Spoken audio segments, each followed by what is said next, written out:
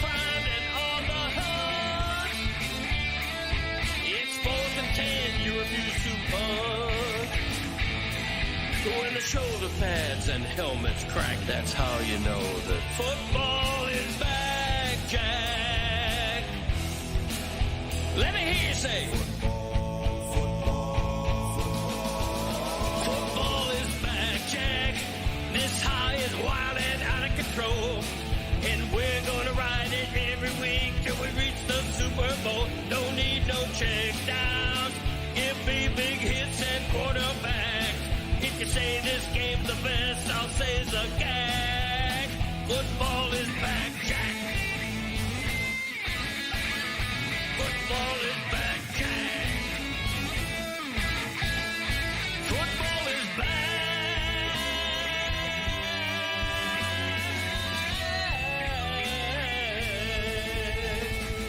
Football is back, Jack. I mean, I guess football's back. Kind of, sort of. I mean, let's really wait for the regular season. Right, everybody? Hi and hello, Le Batard Universe. It's your old pal Dave. Dave Damashek in the big chair. Where's Dan? Where's Zaz? Where's everybody? Oh, there they are behind the glass. What a gang.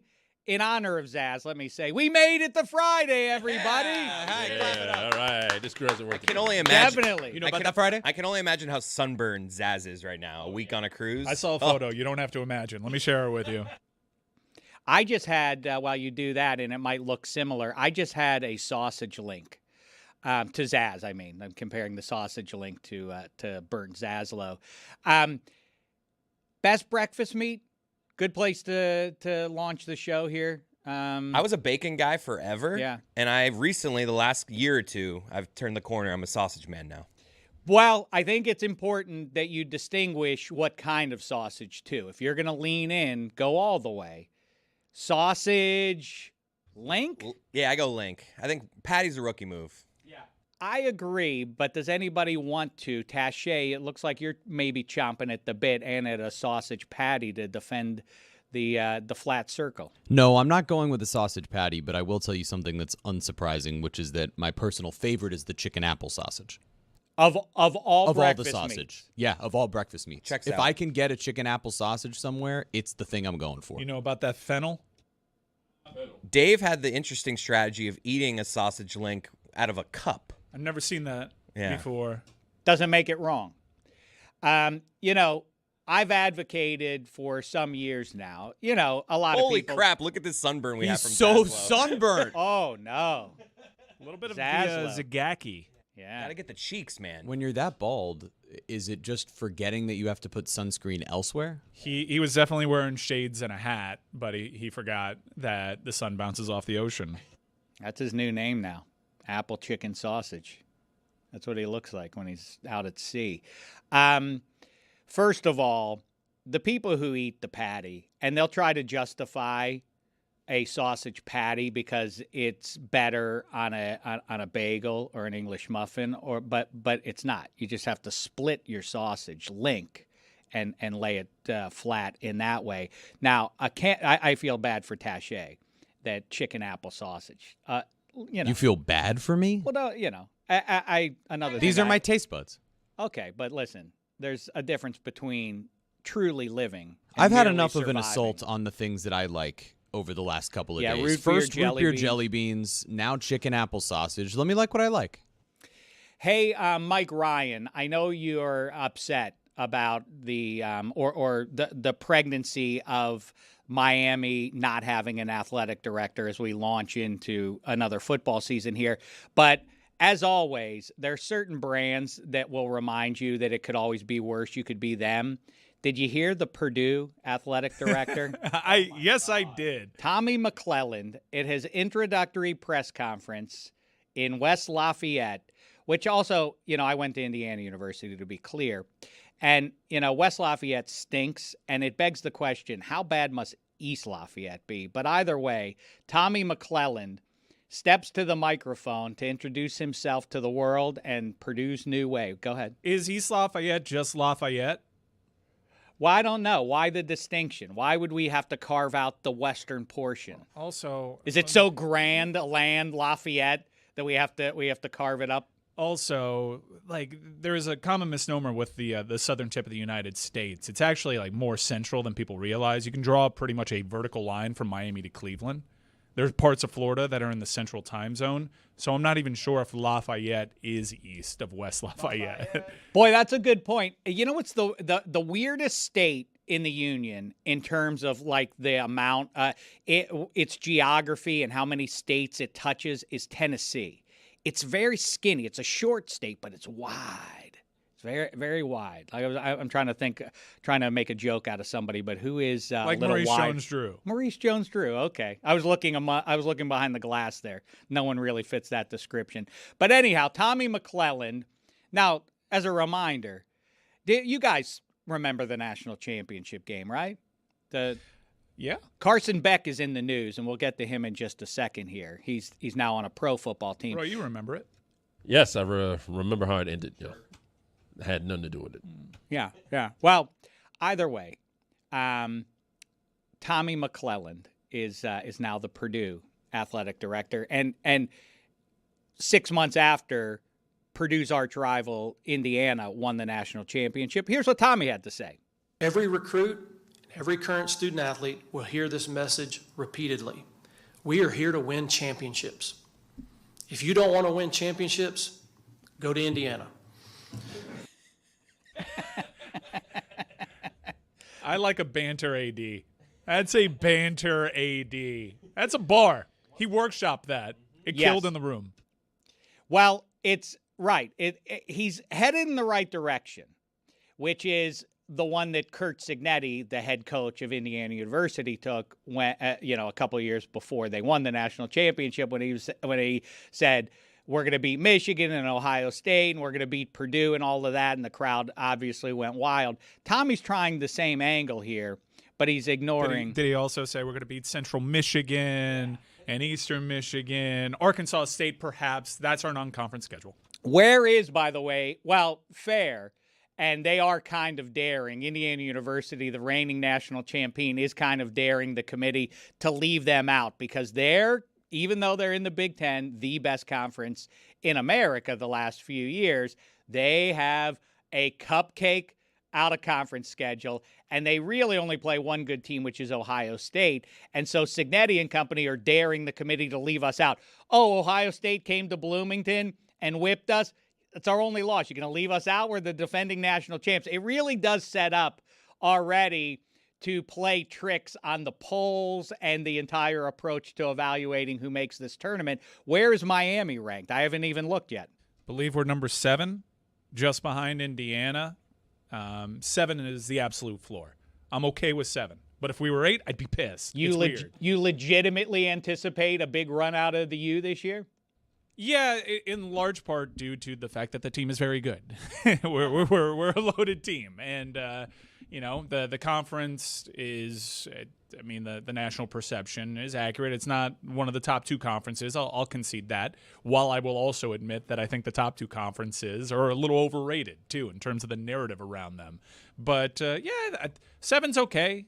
We should be behind Indiana. I look at this top 10, and let's throw it back up there. This preseason top 10. I got so many issues with the preseason top 25. I just hate the notion of it. Correct. It makes no GD sense to me, especially since it actually has actual ramifications. What you are seeing on your screen right now of the top 25 coaches poll will, in a roundabout fashion, keep one deserving team out of the CFP.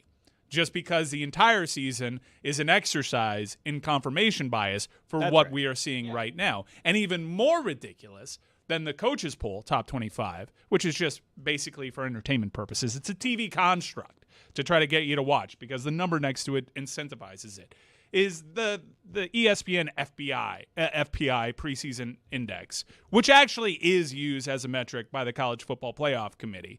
When you look at it before the season, I don't know how they determine FPI before any games have been played, and 75% of the top 25 are SEC teams. They've already gamed the system a little bit. They've already rigged the election on the front end in so many ways. What is for real? If you're going to have a preseason poll, based on what would you not have the reigning champ at number 1, right? Doesn't that follow? I know they lost Mendoza, who is a generational college football player, right? One of the best, most successful seasons ever.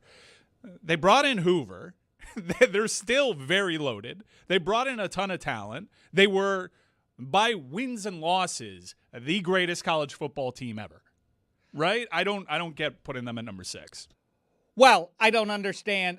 You and I don't get putting them next to any number. We park our cars in the same garage. The confirmation bias. Why would you have a preseason poll when you don't have any information yet except what you think is going to happen? It's a ridiculous way to approach things. It's equally ridiculous, though, to take, let's say, like the number 1 team and they beat some like FCS school the first week and now they're number 1 because they beat some shitty team. Like that, then you're okay with it. I mean, it's all kind of. So you're saying what, after week 5, then we come out with our first rankings? I don't care if you do it after the first week. What you can't do is say, I think this is going to happen, because part of the human condition is that we all want to be proven right. And so if Notre Dame loses its first game, shame the devil, its first 2 games like it did last year, and they still stay in the top 25, then what are we doing? You guys decided to abandon the polls. Remember, you guys decided to have a tournament in place of the polls that always existed. And Mike is absolutely right. The most ludicrous of them all has always been the coaches poll, who by definition, ironically or otherwise, are not seeing the games. Why? Because they're playing games themselves. How would they have any opinion on games that they haven't seen? How would they know anything about it? But by the way, coaches polls predate cable TV. So literally, you would not have any information. If you're Joe Paterno, how would you have any ability to, UCLA looks real good? You have never seen them play a game by definition. Are you okay with NFL preseason odds to win divisions? Like, we know guys that are going to be on these NFL odds. Odds are different. Odds are not used as a metric to determine a playoff ranking. It would be just as ridiculous to have NFL preseason rankings. And we all know. I would eat that up, though. You would eat it up. Can we do a top 10? You would eat it. You would eat it up, and by the end of the season, it would be incredibly wrong. And let's not pretend like there weren't massive impacts from last season's preseason top 25. Alabama's a preseason top 10. That preseason ranking got them over the line, ultimately, in the end, to the CFP. Notre Dame's preseason ranking, too, allowed them to maintain a ranking when they started the season 0-2. It's a ridiculous thing. I'm going to come up with my preseason NFL top 10. You know, Chris, I feel like you think you've just landed on a billion-dollar idea. There's something called power rankings, and almost everybody who talks about pro football does them. No, this is different. Not Dave Dameshek. Dave Dameshek doesn't do it because Dameshek is no dupe. Dameshek ain't about jiving you. And by the way, I'd like to establish early on here today for the rest of this Friday my no jive policy. Please don't jive me, don't jive the audience, and most importantly, don't jive yourself. And the power rankings thing, I don't know if everybody heard about the power that everybody issues week after week. We have a thing called the playoffs, and those are determined by seedings, and those seedings are determined by your win-loss record. College football, I don't know if they're up to speed on that. That's what they've established for themselves now. You don't need to do the polls anymore, except, as Mike says rightly, they did impact who made last year's tournament. You can't vote on that and have an element of it. And the idea was, the trade-off was, okay, we're going to get rid of the polls. They no longer matter. Why we're still doing them, I don't know. And as it turns out, they did still influence who wound up playing in the tournament. Because here's how the College Football Playoff Committee does it. For all the dilution of polls and the fact that, well, we can't trust these polls and we certainly can't trust the computers, is the way that they make their rankings is they get the AP Top 25, they get the coaches poll, and they figure out, all right, what do I want to change about this? So it's hugely impactful, whether people want to admit it or not. I know the line that they say is, we rank our top 25 totally independent of all that stuff. Bullshit. They look at the other rankings. It is very clearly a roadmap. You're never looking at a college football playoff ranking, comparing it to the other ones, and being like, how the hell did they come up with this? It's not its own thing. It's heavily influenced by the the other rankings. By the way, a lot of it is based on who the coach is at this point, because NIL has really accelerated the notion of what I have always argued, which is based on what? You have that team as the 17th best in the land. What went into your thought process there? You know nothing about them, about all the kids who transferred in there. It's abject jive, except that we then, by the end of the season, it is a point of, if it's a close call between a couple of teams, they do tend to lean on that information. And the NFL comp, Chris Cody, is when you start doing power rankings and everything else, and like, we know, when an element of the conversation is, yeah, but you know that team is better than the other. That would be the equivalent of the reference I always make with that is in the early 90s when the Chargers beat the Steelers in Three River Stadium, when everybody knew the Steelers were the better team over the season, and Stan Humphries is now going to a Super Bowl, would have been for the NFL overlords to be like, yeah, but the Cowboys are better than the Chargers. Let's just send the Cowboys to play Steve Young's Niners again. That'll be better. Everybody gets that. I know the Chargers beat the Dolphins, but the Dolphins are better. Come on, what are we doing here? I mean, it's an asinine approach to things, and then I did love ESPN. Now the relatively new wrinkle, obviously network partners have always influenced these things to some extent, but again, talk about accelerating the situation. ESPN now openly touting the SEC, despite the fact that the Big Ten has won the last 3 titles, making the case, but come on, the SEC is tougher. How are we still doing this? They haven't been featured in any of the last 3 national championship games. And every year, the narrative is there come CFP time, but they play. You got to put Oklahoma in there. They did it in the SEC. Why? Because they beat Bama? Yeah, but Bama did it in the SEC.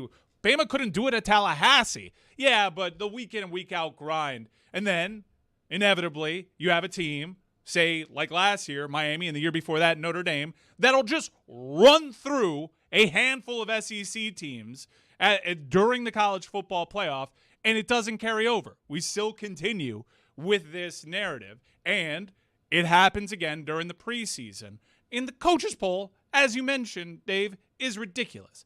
I happen to know what goes into coaching a head football program, just seeing what Mario Cristobal does, right? And whatever you think Mario Cristobal does, however obsessive you think Mario Cristobal is about talent acquisition and his job, it's undersold. He's a maniac. I cannot fathom asking Mario Cristobal at any point of the year, let alone right before the year, hey, what do you think of the Houston Cougars this year? Yeah, what BYU versus A&M? Which of those 2 teams do you rank? Hey, Mario, what do you think about Boise this year?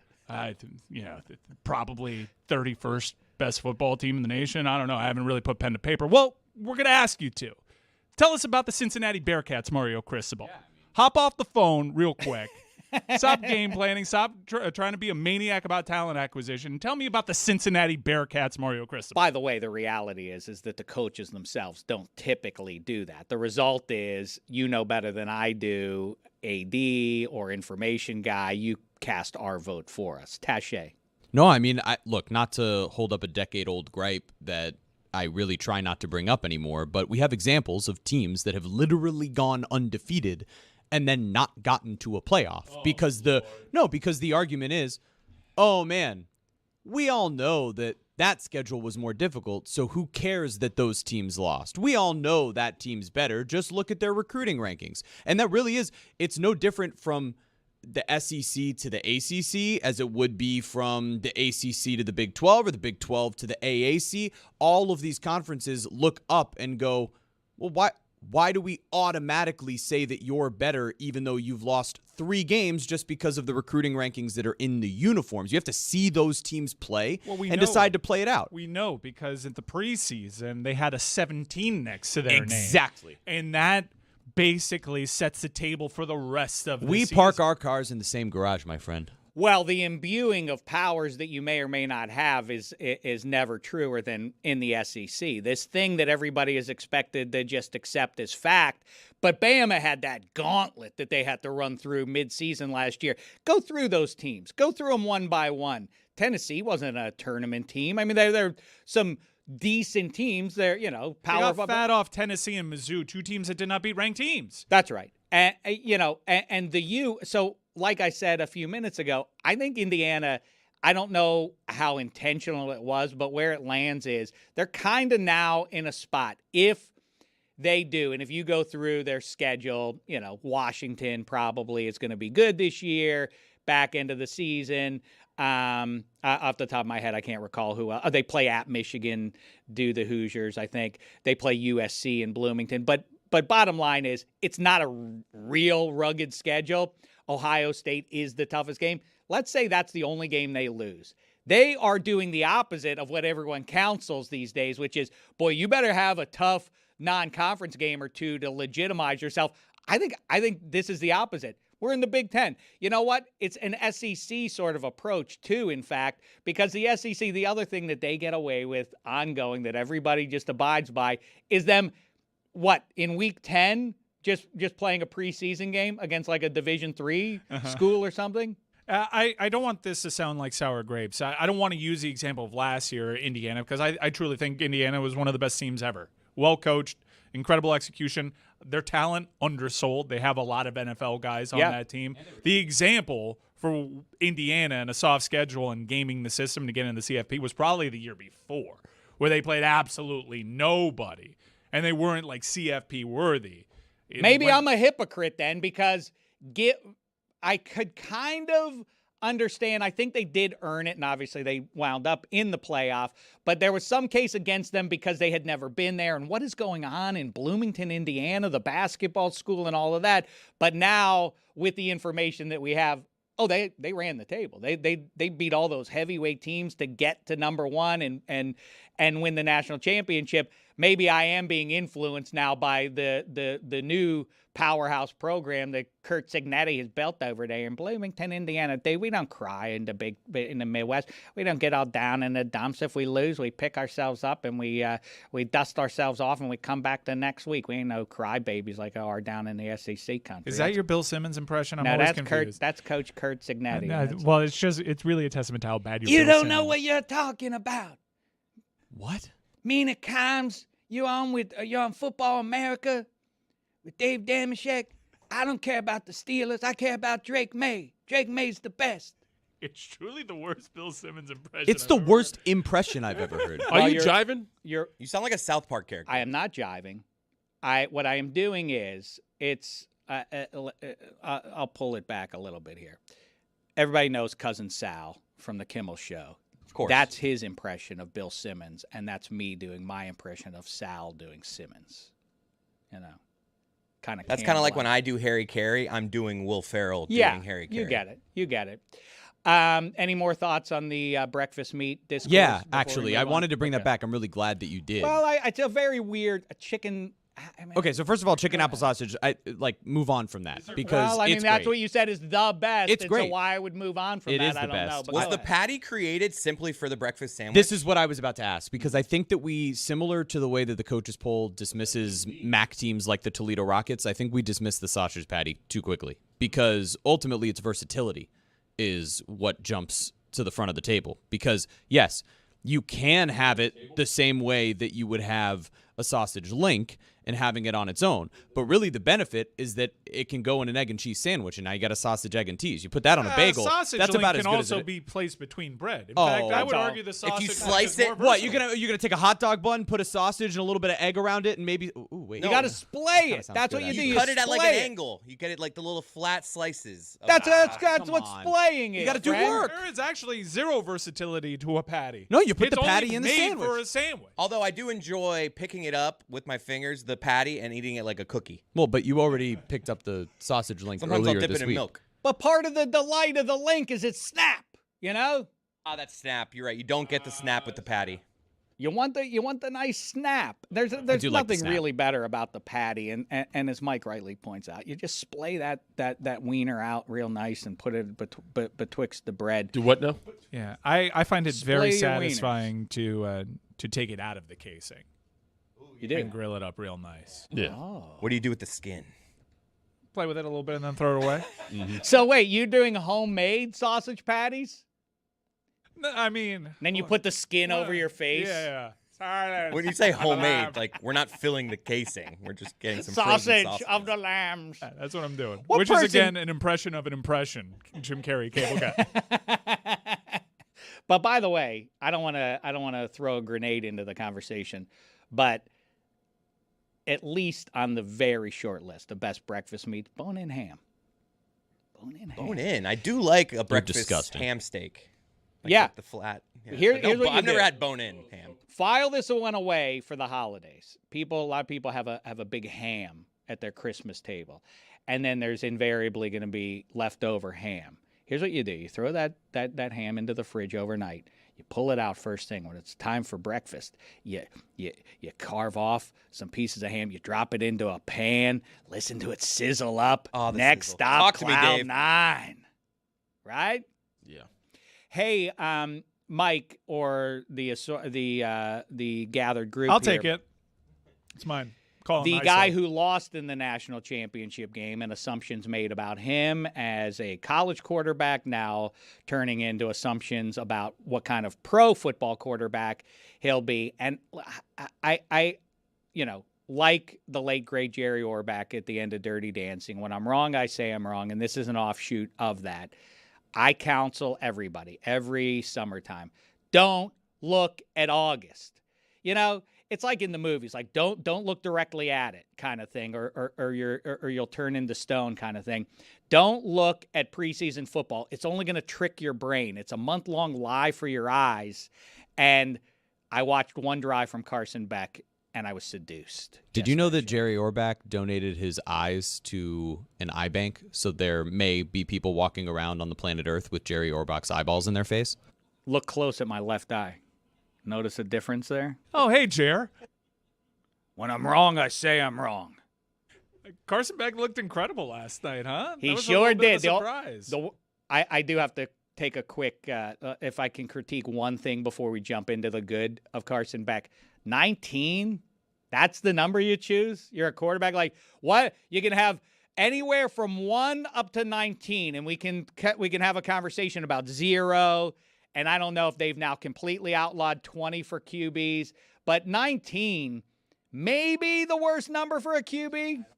I find it aesthetically pleasing. Why? I think it makes a quarterback's body look good. I think 17's the worst. Yeah. I've often Nah, argued. nah. I think 17 7 is just a number I don't like. You got the elbow sticking out in 17. It's usually tucked over Phillip Rivers' beer belly. I don't like it. The only numbers that work with a 7 in it are offensive lineman 70. I don't like 17. I don't like 27. I don't like 37. I don't like 47. I don't like 57. Not enough 77s on the defensive Yeah. front. That's a bad number that a lot of people don't pick up on. The best look number. good. The debate boils down to spoiler alert. The two best numbers are 12 and 7, and 7 wins because it's aspirational. It's an arrow pointed upward. That's where you're headed if this is your QB. Yes, Roy. Yeah, you said 19 is the worst number. That was worn by Johnny Unitas. Does that change? I know your mind? who. No, it doesn't change anything for me. And by the way, that was a Bernie subject Kosar. I tried to get into Montana Chiefs. poorly. That's right, Montana Chiefs. Well, the worst one is 16's worse than 19. 2 is 2. is great. I was going to say 2 and 2 10. looks cool as shit. 2 and 10 are my favorite quarterback numbers. Well, 2's a just- very cool number. You just said it, Mike Ryan. It's shit. Oh, you can't do that. Number 2? You can't You do want to that. be number 2? You know what sucks as a quarterback number? And I love Cam Ward. And I love Warren Moon. And I love Cam Newton. But number 1. I don't think it's a great choice. How many white guys have worn number 1? Probably a lot of them. How many Wow. white quarterbacks have worn number 1? Yeah, the only guys I can really think of are Moon. Half of them are named Cam. Mike Adamle from American Gladiators? Mike Adamle, the running back turned broadcaster, wore number 1 when he was matriculating. He was a student athlete, eh? Mike Adamle. Remember when he called Jeff Hardy Jeff Harvey? That's some memory. Anywho, 19 is a bad number. I once said to... He looked good in that uniform. He did. I said to Matt Ryan once, I had the occasion to talk to him and challenge him on his chosen jersey. 2, same conversation. Why he had would a bad you do body 2? for 2. You have to have the right body for number 2. But all our bodies make number 2, which is why you shouldn't wear number 2 on purpose. 1 is a weird choice because it means that you're the guy, and it's kind of making Matt Ryan a made weird a mistake. statement. He's not a number 2. Well, I asked Matt Ryan why number 2 of all the numbers that were available to you, and he said because my favorite player growing up wore number 2, and I said, who was that? And he said Tim Couch, and I said to him, how great is it? How many people can rightly claim that they ended up being better at the activity than their favorite player growing up? That's pretty cool. The Tim Couch number 2 Cleveland Browns jersey, the one that started them all. That's right. That's the one that you see when people have all the other patches of the names. It's a good-looking jersey. Tim Couch was the guy that made me think number 2 is actually a cool quarterback number. And here's a misnomer about Tim Couch. He actually wasn't that bad. Yes, he goes in the books as a bust because he was a number 1 overall draft pick, and Kelly Holcomb supplanted him. But they made the playoffs largely due to Tim Couch's heroics. He wasn't a bad quarterback. He got injured. Year of the Lord 2026. Here's Mike Ryan making a case for Tim Couch being the number 2. But you're now off the Cleveland Browns, and Totally. so now let's turn back to the Arizona Cardinals. I don't like number 4. I'll tell you that much. Really? Number 4 for a quarterback? Inoffensive. No. Oh, really? How about Deshaun Watson? Okay. Touche. Dave Damashek. Touche. Deshaun Watson does not offend me. Yeah, okay. I take it back. You're right. Brett Favre, it's me, man. Well, right Brett now. Favre? Bad number. You just Dak Prescott? you referenced the Cardinals. Do you want to see if they're on the preseason producers poll? Oh, here we go. That's been Why? there are 32 teams. You ran out of gas at top 25. You Throw right. it up there. Fair. Main feed. Take it. All right. So Oh, this is there it. it is. Top 25 preseason producers poll. Wow. Anything stand out to you? I don't see the Cardinals on there. Were they others receiving votes? They got a vote. So Dolphins, Browns, Cardinals, all others receiving votes. Who else didn't get votes? Chris Cody, this brings me to, on Football America, it's a game that we play in August. It's a really difficult game. It's a sneaky tough game to play. Right now, and really basically from the draft and free agency on, it's way easier, given the structure of the postseason in the NFL, to talk yourself into in the parity that they shoot for and all the other reasons why. It's way easier to talk yourself into why a team could make the playoffs than why a team has absolutely no chance of making the playoffs in a given year. It's time to play no playoffs for you. I want you to name 3 teams that you are absolutely, positively sure are not going to be in the postseason tournament. And if you're wrong, I take one of your digits on the other side of the new year. Jets, Dolphins. I mean, the Browns. Jets are not a Wait, you just went 3 teams from I one thought conference? I thought you just said 2 teams. I said said 3 3 teams, and teams. you went 3 I teams think from he the keeps same his conference. That's fingers. pretty bold. You keep your fingers. Yeah, I don't think those 3 teams are making the playoffs. I would go Dolphins, Cardinals. Cardinals, I actually don't think the Cardinals are that bad, even though Nathaniel Hackett's their offensive coordinator, but that division is just murder. No playoffs for and you. Browns. Well, And the Browns. Dolphins are one of the best plays in this regard in the last decade because they have announced we don't intend to make the playoffs. I just wonder what that conversation is to Malik Willis. Halfley and company, and then I do want to get back to Carson Beck, but what do you think that conversation goes like? Everybody, it's one of the narratives that they're tanking the season, and as I've said on this show before, poor Malik Willis, maybe he benefits from it, because the coaches brought him in because of the past relationship, and maybe he understands no matter what, he is going to be the starting quarterback next season. But imagine, what is it for Hafley to step in front of that room of people and try to convince them to put out their best when the organization intends to not make the playoffs? You want to answer the question? Not really. I mean, what do you? How do you inspire? I understand the idea. You're the Dolphin guy. You're literally wearing a Dolphin shirt. Were you not? You weren't listening. I don't like that team. I was reacting to the reaction of my You poll were- here. you were smelling your Just, pulse. yeah, just reading the polls. I will say that picking the Dolphins to be certainly bad is risky because there are unknown factors in Hafley and Malik Willis. Like, it is a little dangerous for a starting quarterback getting his first shot as QB1 and a first-time head coach. That could be a spark. That could be something special. Whereas, like, the Jets, Geno Smith, you kind of know what you're getting. Right? Last year was pretty much time to write back. He famously didn't write back. He started to write back. If He at you're least started wrong about here. one of those, even though the Cardinals are probably better, I think the team that would have a shot at least of making you look bad is, and taking away, which digit would it be, by the way, Chris, that we take? I'll give you the choice. My right ring finger? Yeah, ring finger is the move. think You that's can't right. go pinky or thumb. A lot of your strength in your hand comes from those outside fingers. Oh no, yeah, you need the opposable digit. That's off the table. But your ring finger will be sitting on the table. Dave, when what it's you're over. doing is actually pretty easy. Like, to identify bad teams that are expected to No. be bad. What is really difficult is taking teams that are expected to be good and looking at that group and said, one of these teams is going to have a sucky season. I love it. The Rorschach team. Who is the team that we are imbuing with powers that are not actually there? We just talking ourselves into them by looking at them briefly. I do think it's a fascinating spiritual conversation in Hafley's first year with his new QB who just moved down there. It's very easy to convince yourself, listen, everybody knows what this season is. Don't worry, Malik Willis. But Arch Manning, let's say he does fulfill his destiny as the next Manning. He looks good. He hasn't already fulfilled that. Well, he is, in fact, the next Manning. You're right about that. But I mean the next great Promises Manning. made, promises kept. Great Manning is what I should have. I should have put that word in there. But yes, if Arch Manning's there, let's. We have Geno, some B-roll here of him let's see looking it. good at Texas camp here.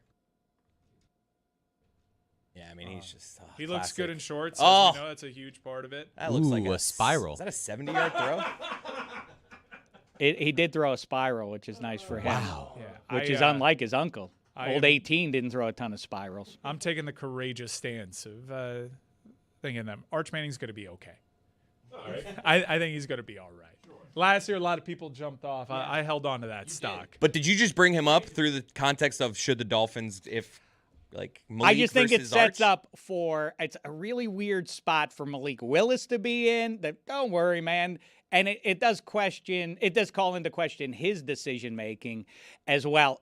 Okay, we got to talk about Carson Beck because I want to know from the U fans' perspective, if you're now excited. Are you now going to vibe away from Cam Ward, or at least now make room in the garage for Cam Ward and for Carson Beck? Cam Ward is always a Kane.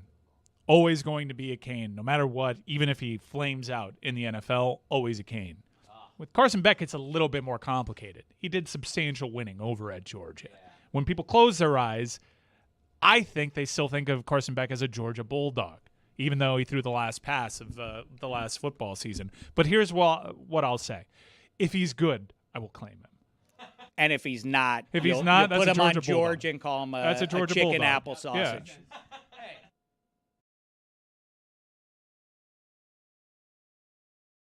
Miami Mayor Eileen Higgins has a problem with black people. We break it down with civil rights icon Dr. Marvin Dunn, who says the black community is losing faith in her. And I talk to a real, live, self-proclaimed socialist. South Florida congressional candidate Oliver Larkin about his viral Fox News appearance calling the president a pedophile. All new because Miami.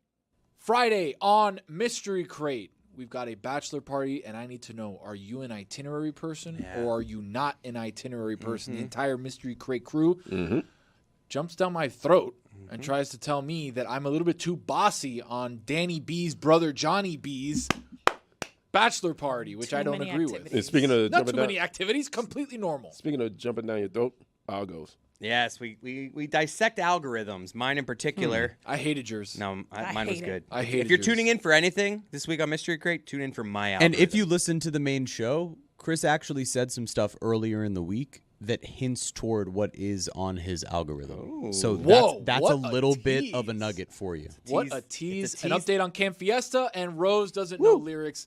Anywhere you find podcasts and or videos, check us out. Mystery Crate, baby. Shh. Back to you, Dan. Back to you, Dan.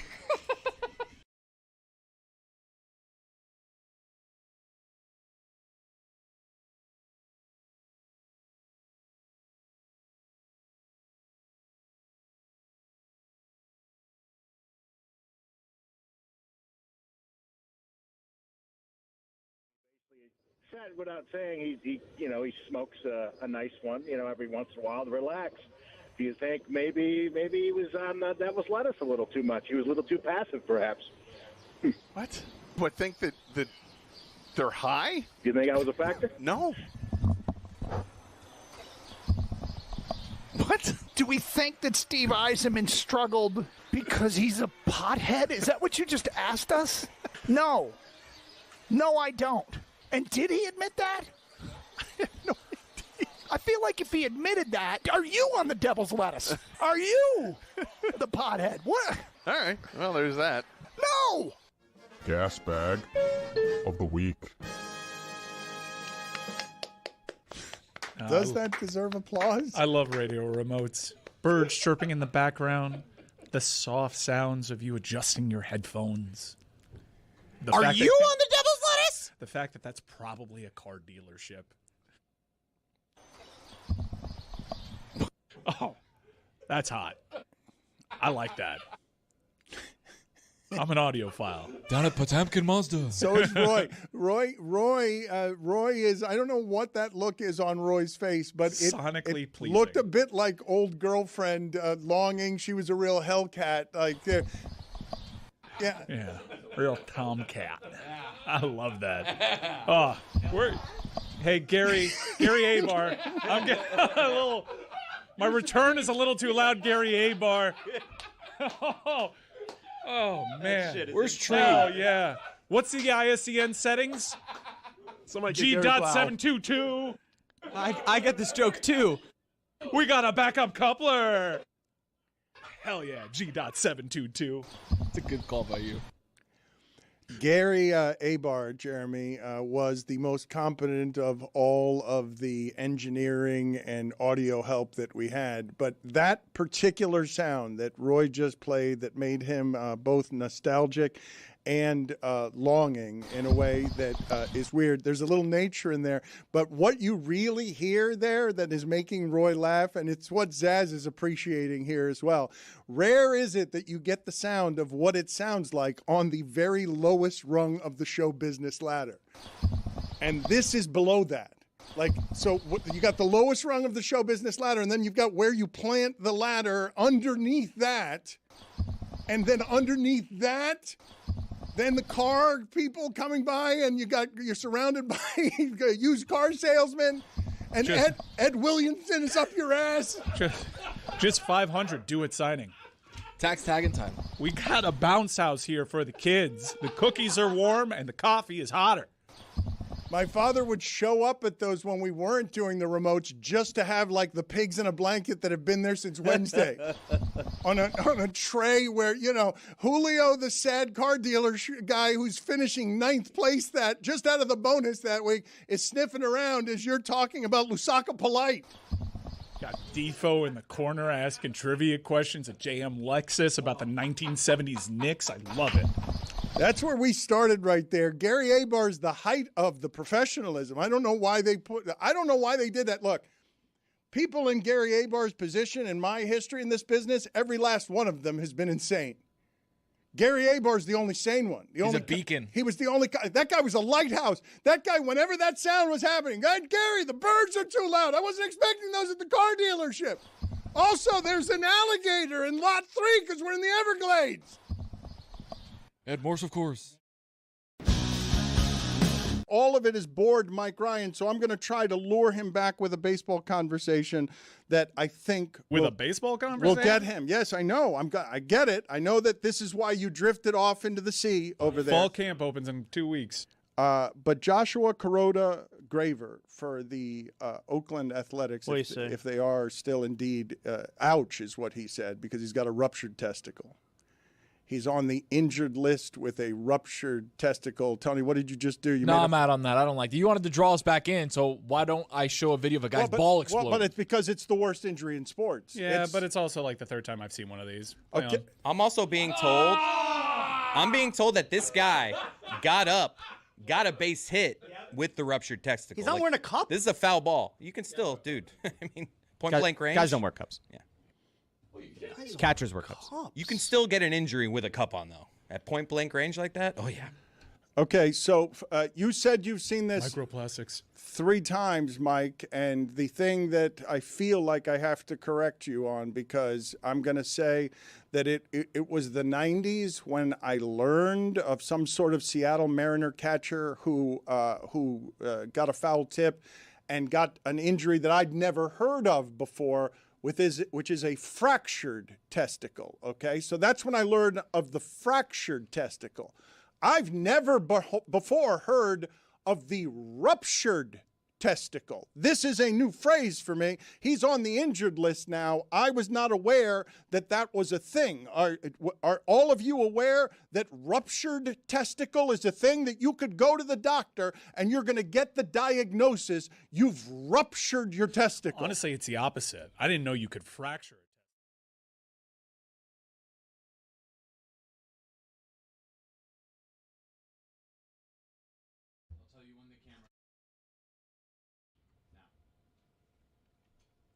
This episode of the Dan Le Batard Show is presented by DraftKings Sports. DraftKings, the crown is yours. It's the footballiest time of the year. Football season is essentially upon us. Carson Beck, a good debut, preseason though it was. Mike Ryan, I'm sensing some enthusiasm as somebody who enjoyed rooting for Carson Beck last year at the U. Right now, the meter points, he's a Miami Hurricane. You know, another interception, an interception or two, it swings back to Georgia Bulldog. But last night, that was a proper Miami Hurricane. Honestly, though, the main takeaway, and how good is it to have a bad beat? Oh, I had a bad beat. I had Cardinals. What are you doing, man? What am I doing? What are you doing? I felt what I'm doing is expressing confidence in Carson Beck. What I'm doing is putting my money where my mouth is, and he was fine. Haynes King hater. Yeah, See, well, ACC. Well, one thing runs deep. One thing that I should have certainly not done and learned from history is betting against Haynes King. You know, and he did it again. This he's magical. He's not good, but he's awesome. That's right. I don't understand it. He's just such a gamer. Isn't I don't it know weird what that they always mention that he's a coach's son? It's like, why didn't his dad ever coach him to throw a football and look like a normal person throwing it? And he's still reached this lofty perch as a preseason QB without looking normal throwing a ball. Excuse me. Whenever I watch, I get emotional watching Haynes King. Whenever I watch Haynes King in college, I point to it and I'm like, this is my Bill Simmons. I point to Haynes King and I'm like, that's why college football is so awesome. The quarterbacks like that don't exist in the NFL. College is the only place where a Haynes King can not only exist, but thrive and be one of the greatest players in your program's history. So to see him do it, I know it's preseason, and I know it's certainly against a team that not many people are expecting much from, and it's all backups. But it was really awesome to see Haynes King do that in a pro uniform. And I'm not the only one that thought that, Dave Damashek. Here's the final call from last night's thrilling Hall of Fame game from 2 10-pole franchises in the NFL, the Carolina Panthers and Arizona Cardinals. Don't believe me? Ask Mike Tirico. Game on the line. King, he's going to step up. Pumps, runs, Is goal line. Is he in? Yes! Carolina wins! Haynes King! King of the night! Look at him. Whole team's out there mobbing him. It's party time in Canton, Ohio. The smile that was on your face when Collinsworth just decided to chime in there. That's football, buddy. I've always told younger fellows, as a great coxman, I've always said, listen, what you do on a first date, you don't go somewhere super fancy. Don't take because first of Set all, the standard too high. Well, you'll also you'll both be stiff and all of that, but also, where do you go from there? And where's Tirico and Collinsworth Booth going from here? Look at him. Wait till the games start to matter. A cool matchup too, because neither of the quarterbacks, when Beck and King were in the ACC QB showdown out there in Canton, Ohio, neither one of them possesses a real first name. You know, Josh Allen has 2 first names, and then there are other guys who have no first names. You know, would you rather be Beck Carson? King Haynes. I think I'd rather be King Haynes. It's a great take, Dave. And also, they ran it back. When those two quarterbacks play one another, they play great games. The Georgia Tech-Georgia game, of huge consequence from 2 years ago, a game in which Carson Beck started the game hurt, toughed it out, and willed Georgia to victory, also with the help of referees, but the SEC narrative won't allow for that. Haynes King and Carson Beck put on an all-time show. That's one of the greatest regular season college football games I had ever seen. And now they are responsible for arguably one of the greatest preseason games you've ever seen. Tell me your top 5. Don't you try to draw me into your jive. I'm trying to keep the powder dry. I'm driving over here. Listen, you think that people, like I'm doing a bit. Don't watch preseason games. If your goal is to understand who is positioned to do well and who's not going to be good in the coming season, then don't watch preseason football because it tricks your eye. If you watch that game, you would think, hey, Kenny Pickett, I'll tell you what, he had some tough years, but he's looking pretty sharp now. And Carson Beck, man, I think a lot of teams slept on him. Those were the thoughts going through my mind. And then I legitimately said, turn the TV off because you're going to get seduced by Carson Beck, and it's going to be a complete mirage in about 25 days from now. All right, so yes, there are some times that a guy is lights out in the preseason, and it's a total mirage, right? But you take the times that a dude flashed instantly and you knew right away he was going to be good as an indicator whenever you watch these guys. Like Carson Beck, you harken back to the time you first saw Cam Newton doing in the pros and you had your questions, like, that guy's going to be good. Fans love to do that stuff.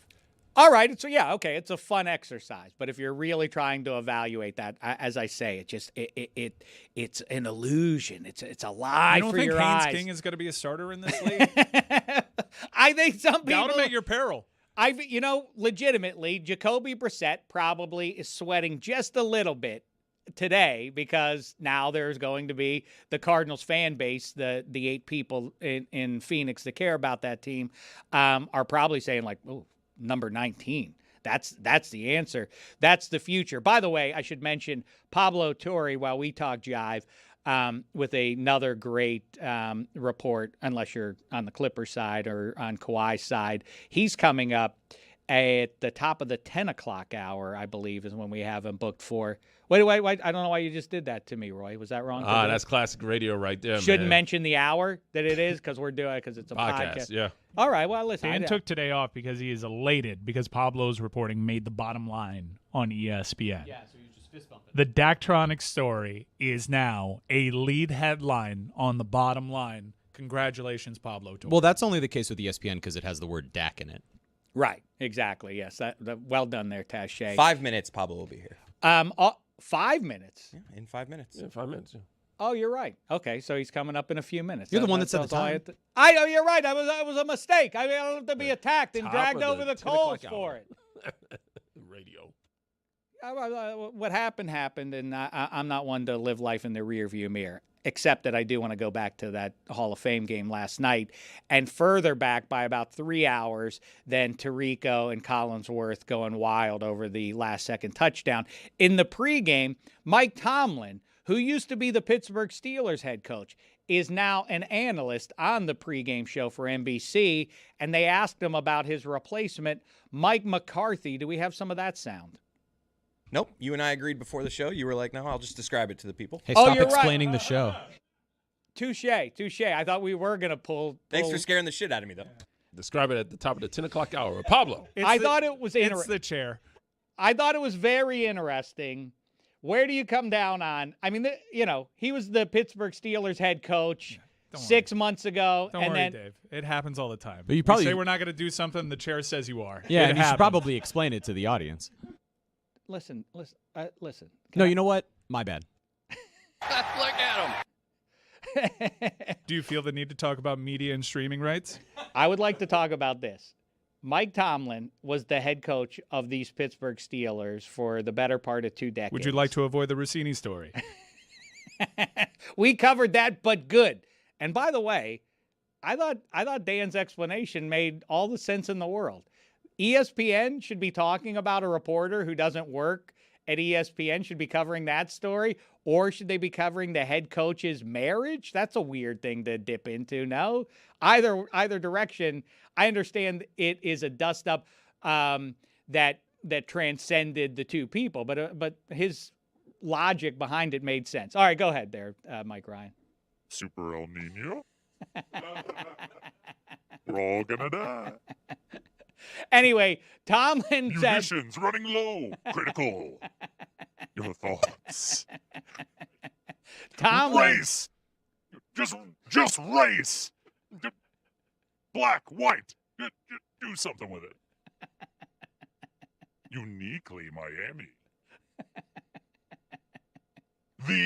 All of it. Early. Taché rubbing his temples. I don't know exactly what that does. But Tomlin says he is the coach for 20 years, thereabouts.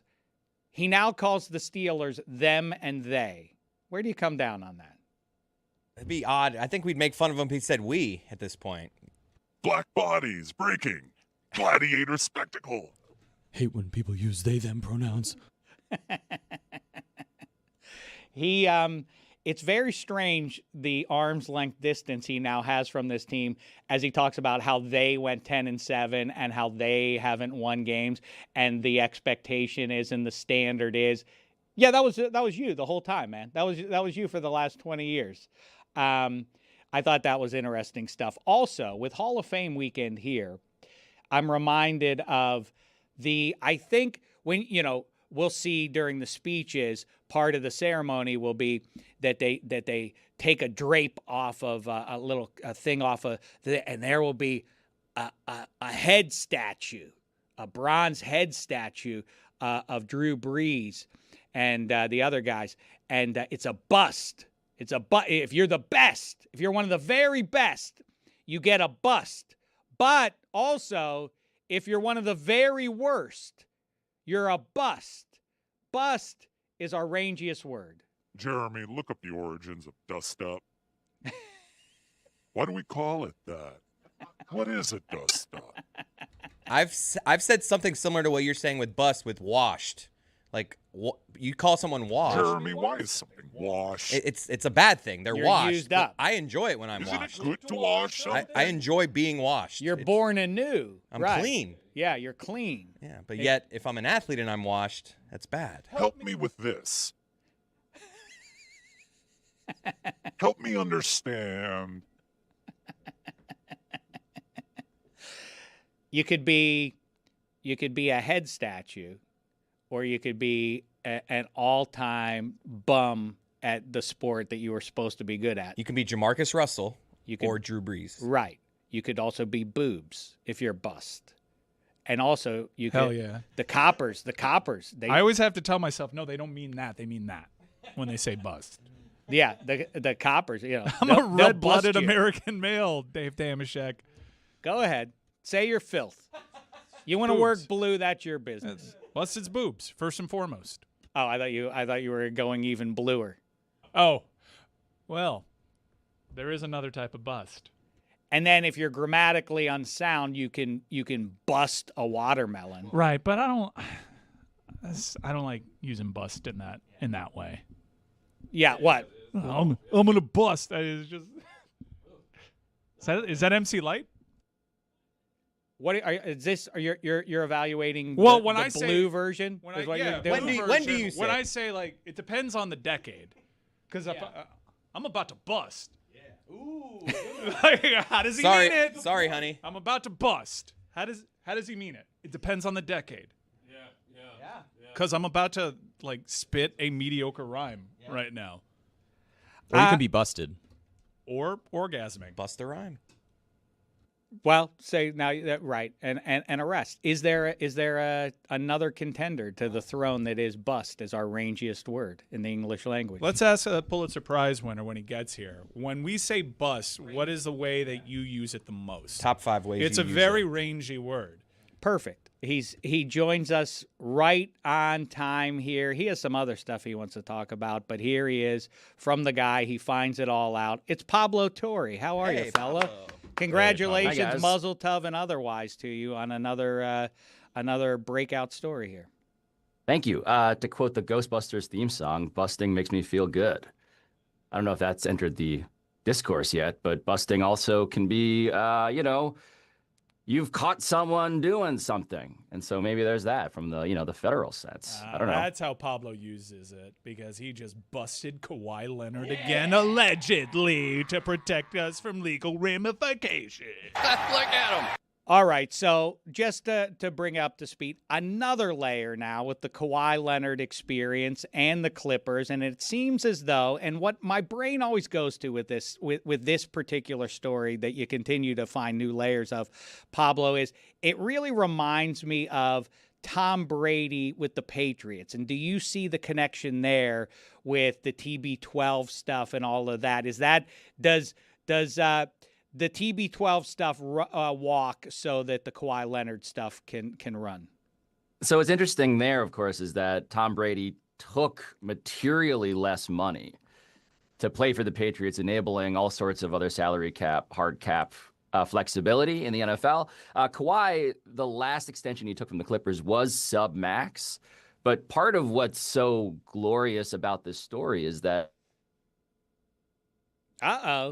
we just of a superstar. Oh wait, am I back? You're back. You're back. Yes. Okay. It was a bit Steve of a cliffhanger. Ballmer. Oh, excuse me. What I was saying was, before I was really interrupted or hacked, was this is the story in the NBA,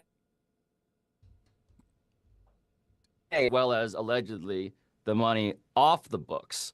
And so that's where it got to be All right. Son with the Spurs. All right. I think this is genuinely What, Steve Tom Brady? Ballmer. Pablo, I'm gonna call this What? one. You gotta back out of the Zoom and back in. All right. This is not going well. Hold on. Let him do that, and why don't we summarize the newest layer of this story, Mike Yes, Ryan? for the audience, we'll do that while we repair Pablo Torre's connection. So last week he had the Rhode Island FC thing, and I was like, I don't know, where is this going? I don't want to criticize it.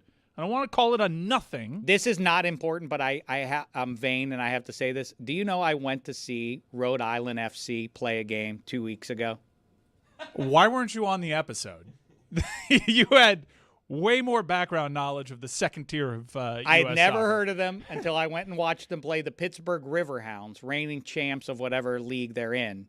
And that's who they vanquished. And then to see them in the news was weird. So last week, I was like, all right, I'm not going to criticize this episode for not being substantive because I know how Pablo gets down. This is going to be a part of a bigger thing.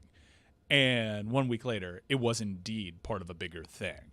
And the way that it's tethered to it is Rhode Island FC used Daktronics to put in some of the screens in their new stadium, allegedly. No, not allegedly. Like no, that happened. happened. I just get scared. I just want to say it as much as possible. Yeah, that's a good guide. So, although that could be circumstantial, because as Pablo laid out, and Pablo, you can defend it for yourself here. Daktronics is the industry leader, so it's not like a total gotcha that they did the screens for Rhode Island FC, right? No, I mean, look, it's important to point out that this is a story that has been hiding in plain sight for lots of reasons.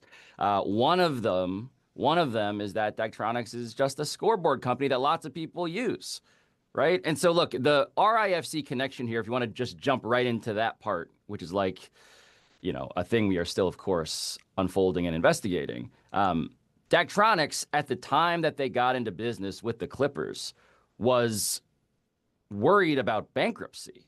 Like, Daktronics becomes the worldwide leader in jumbotrons on the back, in large part, according to their own press releases, on the back of this $100 million Halo board build-out in the Intuit Dome. But we got earnings call. I mean, we have literal tape from the heads of Daktronics, including their auditor, who's saying there's a going concern, meaning within 12 months, we might be a bankrupt company. And so this Intuit Dome deal, it could not have been more important to the worldwide leader in jumbotrons because they were absolutely worried about their ability to exist as a company. And so the question of like, what kind of influence did the Clippers have over Daktronics at the time in the year 2023? The stock chart tells the story. So do the earnings calls. So does the annual report from the company itself. And so it's not the case that this has always been a company that could do business with everybody and everybody wanted to do business with them. It's actually the story of how the Clippers saved them.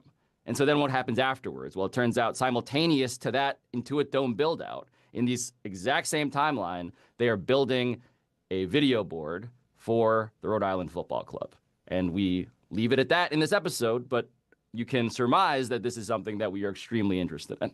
Pablo, the part that really shocked me when I was listening wasn't just the fact that there was this almost clear transfer of power of aspiration falling apart to then Daktronics sort of stepping in and being the next sponsorship deal that involved Kawhi, but the fact that, at least with aspiration, there were other celebrity endorsements. Daktronics is a B2B business. Like, this made no sense. Yeah, I mean, that's the comedy of this, is that this is a company that has zero endorsers of any kind on the record ever.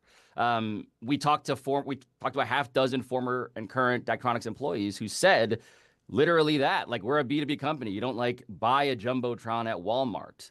No one is making a decision to go contract with Daktronics over their competitor because this celebrity athlete is saying, I endorse this brand. And more to the point, Daktronics themselves, again, when you go through their advertising materials, when you go through what they've put into, again, these earnings calls and annual reports, they actually advertise that they don't advertise. They say that effectively other companies use sponsorships, we don't. And so the idea that they would break precedent by signing Kawhi Leonard secretly to a deal, as we report, that was for millions of dollars that no one, once again, in the aspiration mold, no one ever knew about outside of the companies involved here and was never announced, and to which there is no recorded information of Kawhi doing anything towards, as well as multiple attempts to get answers to the questions of like, hey, is there any evidence that Kawhi did anything? Do you want to answer any of these questions directly? Those answers come back no. All of that sounds a lot like aspiration in terms of a template. It's like Florida Power and Light or Waste Management having a pitch man. It's just totally not necessary.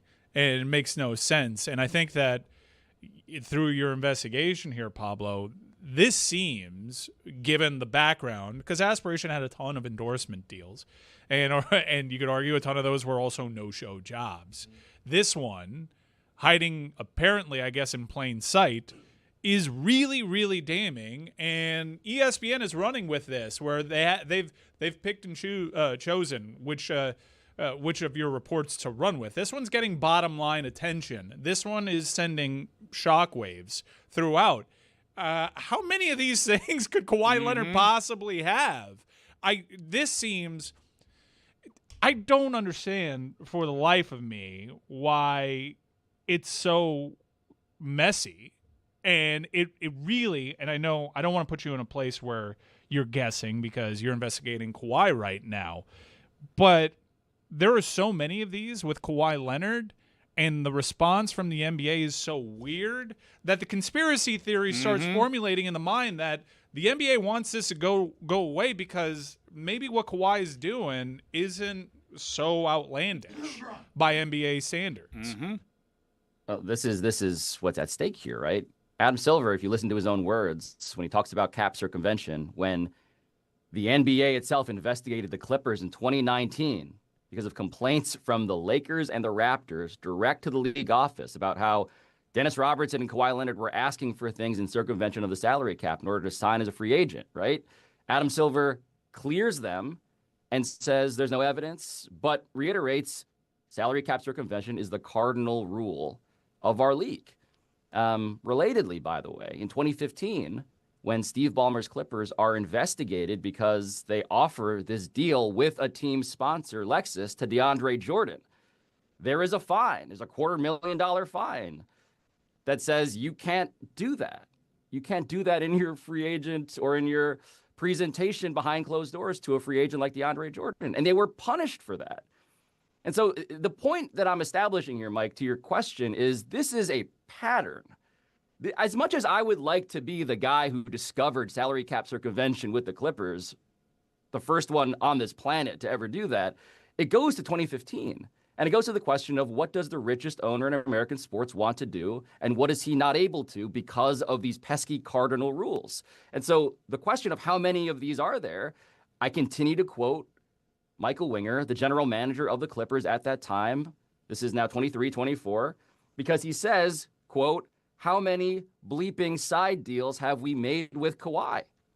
In an exasperated way, because what Ballmer did, according to all of our reporting, as well as, by the way, the allegations in 2019, was service a free agent that he wanted as much as a person can want anything, right? Just imagine the motive here. He's opening the Intuit Dome. He needs a franchise player. He's a basketball fan. He's competing with the Lakers in their very same city. And Kawhi Leonard had just won a title, microwaved the championship with the Raptors. So the desire here cannot be overstated. And so the ambition is also proportional to that. And so what do? According to our reporting, you create the largest salary cap circumvention scheme that's ever existed in professional sports. Couple things. First of all, to go back to the potential sponsorship of Daktronics. I mean, Dak Prescott's sitting right there. They haven't made a deal with him. Very strange. Yeah, his agent, Dak's agent, should be really kicking himself. Ashamed, right? With the Kawhi, what you and Mike are kind of getting at is, I always thought with the Deshaun Watson, to try to make a very strained analogy, Deshaun Watson doing that with massage therapists. He did what? What kind of creepo would do that? And as a reminder, he was doing that and then got caught doing it by somebody who felt violated by that. But he didn't just jump in. That wasn't the first time he did it. This was a pattern of behavior. So beyond just Kawhi and the Clippers, is that Adam Silver's concern? Is this siloed with just that franchise and the rich owner? Or do you imagine, and again, I'm putting you in a spot to speculate, do you think that Silver is afraid or maybe knows even more that it is a league-wide issue? I think what is the issue here from the highest possible level is the question of whether fans, let's be honest about it, whether fans believe that this game is on the up and up, right? There's an integrity of the game concern here. And I don't want to be the guy who's moralizing because truly, like, the whole approach of the story is we want to tell the truth as best we can, however dangerous it might be given various looming litigation, as the allegedlys imply. And our goal is to not advocate for a specific punishment. I've not done that once. I have merely said, like, we got to take this stuff seriously because, by the way, I think it's worse than people in the public realize. Like, I'm comfortable saying that according to our reporting. But in terms of, like, why should the NBA care about this? It's because we're at this inflection point in this sport. And this goes to the gambling scandal, which we've also been investigating. It goes to the salary cap circumvention scandal, parentheses S, as allegations are swirling, by the way, not just around Kawhi Leonard, but of course, Gary Trent Jr. And certainly there are news cycles, some of them originating very prominently in the studio I'm addressing right now around every superstar acquisition. What else is on the table? And so the thing that can't be understated here, the thing that I think the NBA should be very aware of is that I was also surprised that people cared this much about cap circumvention. And so the question is why? And I think it's because it speaks to a moment we live in right now where we care deeply about sports. We are investing our money in them. We are investing our time and our energy and our emotions in them.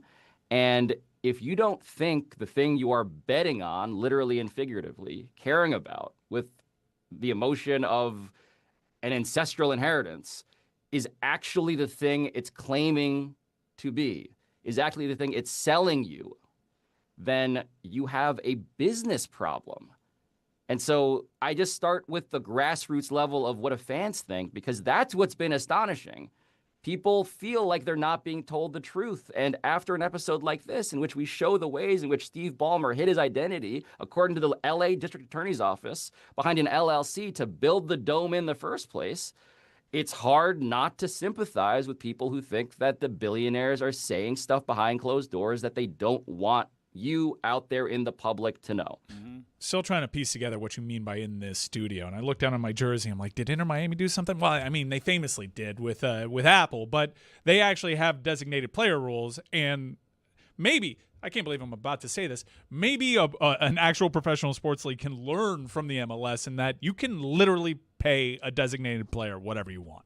It does not count against your cap. I am. The thing you're not going to hear from me is the moral indignation of the salary cap as a instrument of righteousness must be validated and defended. I had DeMaurice Smith on PTFO, the former head of the NFLPA, to talk about why he thinks the union should be concerned about this. Concerned in a way that I think is surprising to people, because typically you'd imagine every union must, of course, take the side of the player no matter what. And of course, Kawhi Leonard, as he has been receiving, according to reporting, he deserves the representation of the union and he will receive it, and he should. But in terms of what else the union should consider, what DeMaurice Smith was telling me was that this is also the story of the CBA being allegedly broken by the richest owner in sports. And if you're the union and you fight tooth and nail in collective bargaining to get to an agreement, this covenant, right? If you're going to let ownership break those rules and get away with it to this degree, what you're effectively doing is surrendering your ability to enforce that CBA when it directly speaks to your interests in ways that are even clearer. And so it's not merely player versus owner here. It's about literally what the rules are and whether they matter and who should want to enforce them. And I would argue that the rule of law in every facet of our country, whether it's governmental, whether it's something silly like sports, the rules are there to protect the people with less resources. They're there to protect people who don't have the force of closed doors and billions of dollars. It's there to protect those who need to seek and appeal to the rules to protect their interests. And so if you give on a violation this flagrant, what you're doing is you're losing the ability to credibly claim that you care about these rules in general. And I will say, Mike, by the way, to the whole designated player exemption thing, I have now talked and heard from the representatives of star players in the NBA who are not Kawhi Leonard. And their response is not, to be very clear, it's not, Kawhi, good job, go get yours. It's, why can't we also do this? You have a guy breaking the rules like this, allegedly. We're the idiots who are preventing ourselves from also cashing in. Like, it's not that Kawhi Leonard's secret deals are something that everybody thinks should be defended because they want them for themselves. They're realizing we can't access that, but that guy can. And that is a problem because we're actually not as bold in doing the degree of stuff that he is doing. And so that's just part of the consideration, I think, as well. So a big part of enforcing these rules is the NBA's investigation via Wattel Lipton. And there is a huge jaw-dropping moment where a Daktronic spokesperson invokes on their own the Wattel investigation. What did you make of that? What does this mean? Yeah, I mean, so to explain the context here, there's a point in the episode, and I really hope people listen and watch the episode because the full thing, as we unfold it, it's also kind of just like torturing Amin with information that he's struggling to piece together. And I love that part. Like, the audience is Amin, but Amin is in the dunk tank a bit because it's been hiding there in front of him. But one of the things that's hiding there is the fact that Daktronics, when we have our collaborator, our friend and colleague, Sam Koppelman from Hunterbrook Media, when we have him tell us about his experience going directly to Daktronics for comment about all of this. And what he is met with is a crisis communications firm after Daktronics first sends him to their general counsel, by the way, which is a bit, I think, revealing in terms of like, okay, they're taking this quite seriously. Kawhi Leonard has not been mentioned at all yet, but they're immediately escalating this to this is an issue. The crisis communications firm says a couple of fascinating things. One of the things that he says, of course, is, quote, "We don't have a deal with Kawhi right now." And that's, I think, a telling tense there, as we discuss in the episode why that would be. And then the other thing he says that Mike raises is, and I want to get this right here because it's really important. He says, here we go. Quote, "I don't know what the company wants to say or can say given the Wachtell investigation." And so what we're dealing with here is Daktronics, a company that has been managing the issue of the Wachtell investigation before we ever called them. That is what our reporting is telling us. And so the question for all of us to contemplate here is the NBA and is Wachtell Lipton taking this story as seriously as they should? And my hope and belief is that, of course, they should and are, but you know, we won't know until we get whatever it is that they are going to publish, because this has not been mentioned anywhere else. It's taken us a while to get it onto the record, but that investigation, the thing that I empathize with, if you're a lawyer at Wachtell Lipton, is not only that you have to subscribe to this weird podcast to figure out if you're going to get in trouble maybe with your boss, Adam Silver, but also you're trying to follow every thread that we're also tugging at. And what you realize is that these threads connect.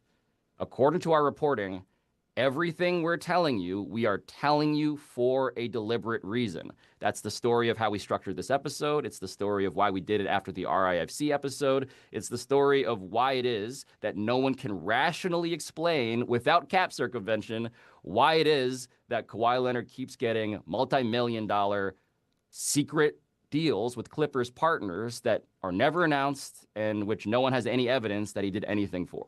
And Pablo, like, when I was watching this, I couldn't help but think about what's going on across town in LA, not with the Lakers, but with the Dodgers. And I think about the range of all of this as we put it cross sport, because you have one league right now where you have the Clippers and their rich owner circumventing the rules, allegedly, of the salary cap to try to load the deck for their team. And yet, in this other league in Major League Baseball, with the Dodgers, they're following every rule. Every rule of Major League Baseball has allowed them to create this quasi-super team.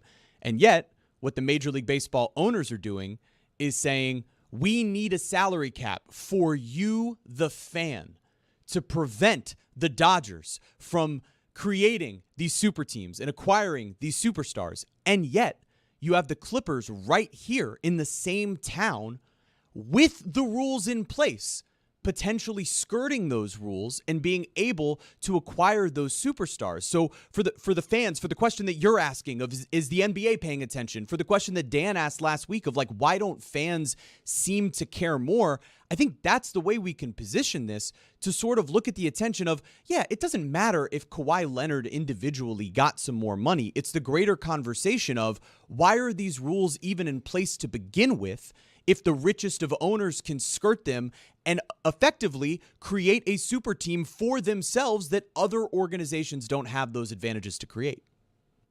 So the bigger picture zoom out issue for all of sports here is that these things are so expensive that we're going to get to a point pretty soon where no individual billionaire can even afford them. And so what you're seeing is the widening of the gap. right? So Ballmer, when he comes in and he replaces, of course, Donald Sterling, he pays $2 billion for the Clippers, and this is a record price. And Adam Silver, this is his first job, right? He is the white knight riding in, expelling Donald Sterling, bringing in Steve Ballmer, tech guy, former Microsoft CEO, who's going to pay all this money. And so that, in retrospect, was just the beginning. Because over time, what we've seen, and Mark Walter, by the way, the owner of the Dodgers and the Lakers, the guy that, Jeremy, you're referring to, he is not merely himself, he is also Guggenheim Partners. He is also institutional investing that is backing him.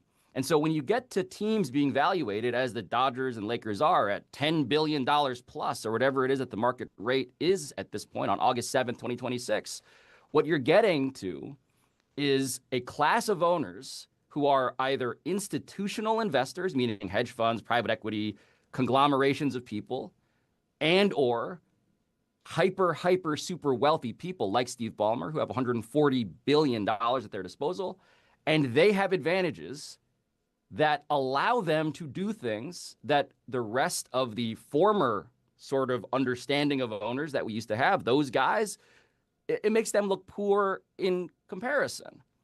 And so this is an issue, the unbelievable wealth of sports, right? Sports is winning, and so are all the owners, but there are some owners who are distinguishing themselves by their wealth as different. And that gap is only getting larger over time. And so the question for any commissioner, as you welcome in new owners, by the way, and you manage the country club, in which suddenly now this is beginning to feel like a union membership where not everybody is incentivized in the same ways. Now, that's always been the case with big markets versus small markets, but it's been exacerbated now through sheer wealth. Right? Some people are a lot more liquid than others. They have more money to spend than others. What you're getting to is this question of how can the commissioner possibly govern and hold these people to account? How can the rules matter? How can you actually make it so that they have to abide by things that are designed to constrain their ability? And so in baseball, look, that's a whole other series that I want to get to. The question of, like, should baseball have a salary cap, and how much is the Scooble thing? How much is that just like the sort of like coin in that arcade machine that tips all the other coins down, and suddenly now we have a salary cap because that was too much? But I think the question here is about the wealth gap. And it's not the wealth gap between average citizen and billionaire. It's normal billionaire versus the richest people who can only afford, who are the only ones who can afford these teams now. Right. Major League Baseball expresses capitalism in a way that the NFL, specifically our most communist professional sports league, doesn't. And is the answer as simple, Pablo, the results of the Dodgers, which is back-to-back titles, versus the Clippers clippering with Kawhi Leonard? It's as straightforward as that. That's why there's not a more visceral fan-level reaction to the Kawhi Leonard saga here. Well, I think, look, there is the comedy, right? The dark comedy, if you're a Clipper fan, of we went to every possible extent to do this, and we ended up sending away the future MVP and finals MVP to Oklahoma City that now tortures us every time we see them, right? Like, there is just the insult to injury, so to speak, of what the Clippers did and how it backfired beyond even not winning a title, but arming the Thunder with the ingredients to be a dynasty. So I think certainly we play the results, right? If this was a championship team, there would be even more outrage. If this was a team that had succeeded more brilliantly along these lines, we would have, I think, paid attention to this a lot sooner. But to me, the story is not the story of this is how you win. The story is this is how you mislead the public and allegedly hide the truth of what you're doing right in front of their eyes. And that's why I think this is a sports business story, and why this is a public interest story than anything else. Like, it's why RIFC, we spent all this time talking about, like, the housing crisis in Rhode Island. It's that taxpayer money got sucked into that. It's why in this episode, even though Ballmer built the Intuit Dome with private money entirely, which is to his enduring credit, to be very clear, it's the fact that he hid his identity behind this LLC, Murphy's Bowl, which was generically named as a matter of design to obfuscate the truth in front of the citizens of Inglewood, so they wouldn't know what was being put in front of their eyes until it was a really, really inconvenient timeline to debate. That's according to the LA District Attorney's Office. Like, the people who are running sports are playing a different game, and this is the story of why we should be exposing that. Marvelous stuff once again, per usual. Pablo Torre is finding stuff out. No one's doing this stuff. Why? Who is it? Who's that? What's it? Oh, there it is. Pablo, you did it again. Oh, look at us. Just a couple of Pulitzer Prize winners. Upholding journalistic values. Saving America. Why won't enough people talk about this? Why? I will proceed to talk about it every day. Pablo, now Dan Le Batard getting busted. Don't get I was busted gonna say, by I'm busted, Kawhi all right. Leonard signing with the Clippers was a bust. Busted over journalism. Bust. Big J. See if you can find a rangier word. See if you can find that one out, Pablo Torre. Great work in the meantime, man. Thanks for joining. Thank you for sparing the animation where Dan, busts, I guess. That would be a bit graphic to go that far. Oh, God. Friday on Mystery Crate, we've got a bachelor party, and I need to know, are you an itinerary person or are you not an itinerary person? The entire Mystery Crate crew jumps down my throat and tries to tell me that I'm a little bit too bossy on Danny B's brother Johnny B's bachelor party, which I don't agree with. And speaking of Not jumping too down, many activities, completely normal. speaking of jumping down your throat, algos. Yes, we dissect algorithms. Mine in particular. I hated yours. No, mine was good. I hated If you're yours. tuning in for anything this week on Mystery Crate, tune in for my algorithm. And if you listen to the main show, Chris actually said some stuff earlier in the week that hints toward what is on his algorithm. Ooh. So Whoa, that's what a a little bit tease. of a nugget for you. What a tease. It's a An tease. update on Camp Fiesta, and Rose doesn't know lyrics. Anywhere you find podcasts and or videos, check us out, Mystery Crate, baby. Shh. Back to you, Dan. Back to you, Dan.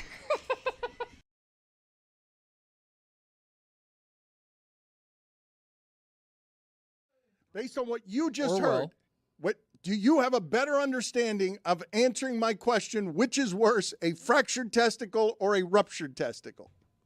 No. Chris Cody, do you have a better understanding? Tony, I'm not shaming you. You made the effort, and I'm proud of you. It was a courageous act. It was bold. You're borderline heroic. You're making America great again. Chris, do you understand, and can you answer my question any better? Which is worse, ruptured testicle, fractured testicle? Heard every word. Ruptured's worse. Because of what he said, or because you decided beforehand that ruptured is no, worse? because he said. There's a sac that protects a sac, right? The medulla oblongata and part. the fracture happens to that sac. So, like in many senses, the ruptured testicle is also a fractured testicle. Well, but the fractured testicle isn't a ruptured No, testicle. yeah, correct. That's right. But to rupture a testicle, you have to fracture it. So, but what you're basically saying is, and I did not hear that in what he said it. First, you fracture the testicle, then you rupture it. So, If not in every case. Sometimes people survive, and it's just a fracture to that outer lining. Right. When did we decide wearing a cup like somehow isn't cool anymore? I've got a number of different questions. Okay, Gilligan's Island, top 10 television theme song of all time. I don't care about Gilligan's Island. Put it on the poll. Way to go, yes and. At Le Hater. Batard Show, top 10 television theme song of all time. Gilligan's Island, yes or no? I'm going to say Outside Looking In. Wow. Outside, you want me to do it? I'll do it. I'll do it. You've got all 10? You feel like you've got all 10 right off the top of your head? Not in order, but I can name 10. Wow. 10 better than Gilligan's Island. You Yes. think you'll get consensus from everyone here in the room if you go 10? All right, go ahead. These are all sitcoms? You have dropped a sword in the middle of this show. You are defying everyone, and I believe you. I believe that you will find some Alan Thicke and some Quincy Jones, and you will amaze us. All right, so again, not in order. So these are not the top 10. These are just 10 better than Gilligan's Island. Not number 10. Not number 10. Sanford and Son. Yeah. Oh, yeah. Not number 9. Different Strokes. So you went Quincy Jones and that's Alan Thicke, right? Yeah. Not number 8. Facts of Life. Also Alan Thicke. Not number 7. Fresh Prince of Bel-Air. Did he do his own theme song for that? Is that Yes. Produced by QD3, I believe. Yeah. Quincy's son. Not number 4. Miami Vice. You missed number 5. There was a number 5. I think 6 was missing too. There's no order. There's no order. 6 and a 5. Yeah, 6 could be coming up here. All right, Skipper that's fine. Chuck. That's fine. 6. Skipper Chuck. He skipped 2 numbers. You're a Skipped skipper. Not 6 and not 5. You're a skipper. What? Like Skipper from Gilligan's Island, or the other Skipper that I don't remember? You just skipped 2 spots. You're a skipper. You're a skipper. You are a skipper. Well, they're not in order, so I can always go back. Skipping it. Is it number 5 right now? Number 5 or number 6 or number 3, it doesn't matter. The People's Court. No. No. Judge Joe Brown? Put it on the poll is the people. Ba-dum-dum-dum. Isn't that Judge Judy? Just because you're snapping your fingers near your nipples. He's working. That's working, though, Dan. No, look. Put it on the poll at Le Batard Show. Better theme song, People's Court or Gilligan's Island. But if I start singing Gilligan's Island by snapping my fingers near my nipples, I could jazz it up too. No. I reject that premise. Your list is falling apart. How's it falling apart? Wait, the People's Court is everyone loves the People's Court. I agree, but the people are real. But the cases are real. I'm not disputing the love of the People's Court. I'm saying you're underestimating the epic and seismic eternal echoing of Gilligan's Island. Okay, you don't like People's Court? How about this? Sunday, Monday, happy days. Tuesday, Wednesday, happy days. Thursday, Friday, happy days. Saturday, what a day.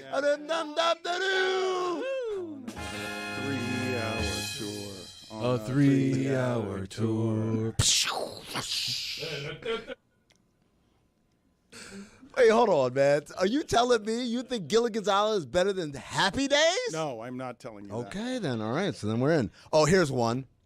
Knight Rider. I reject that. You've offended Gilligan's Island. What? Knight Rider? Yeah, I got it. An automated car, a smart car. I got it. You watch war games with your kids.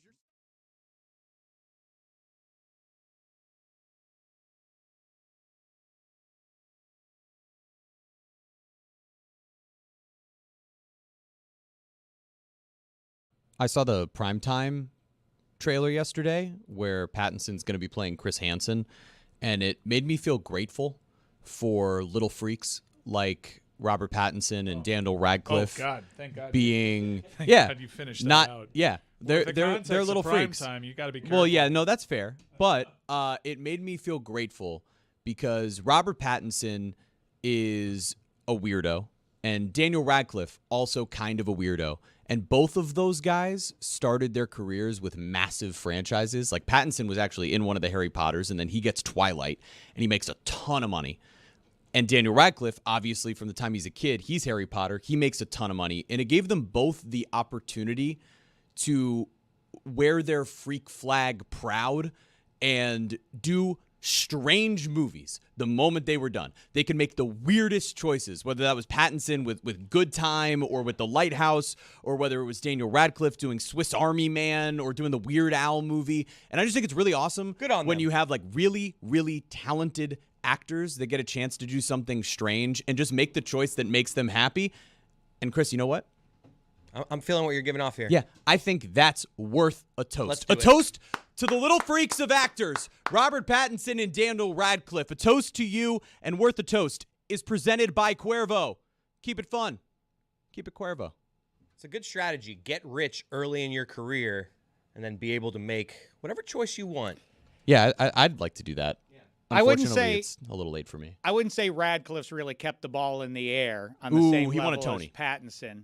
All right. That's the difference. Is he's done some weird stuff and truly weird in that he made the Weird Al movie. But he's not Pattinson. To me, Radcliffe's grateful he got shoehorned in this toast. well, sure, but to me, and I don't disagree because to me, like Robert Pattinson is the best actor we have under the age of 50. You've made that clear. He's incredible. We were talking after Bobby P. yesterday's show, and you declared, Taché, let me get this right, our greatest star in cinema is Robert Pattinson? Not necessarily biggest star, best actor.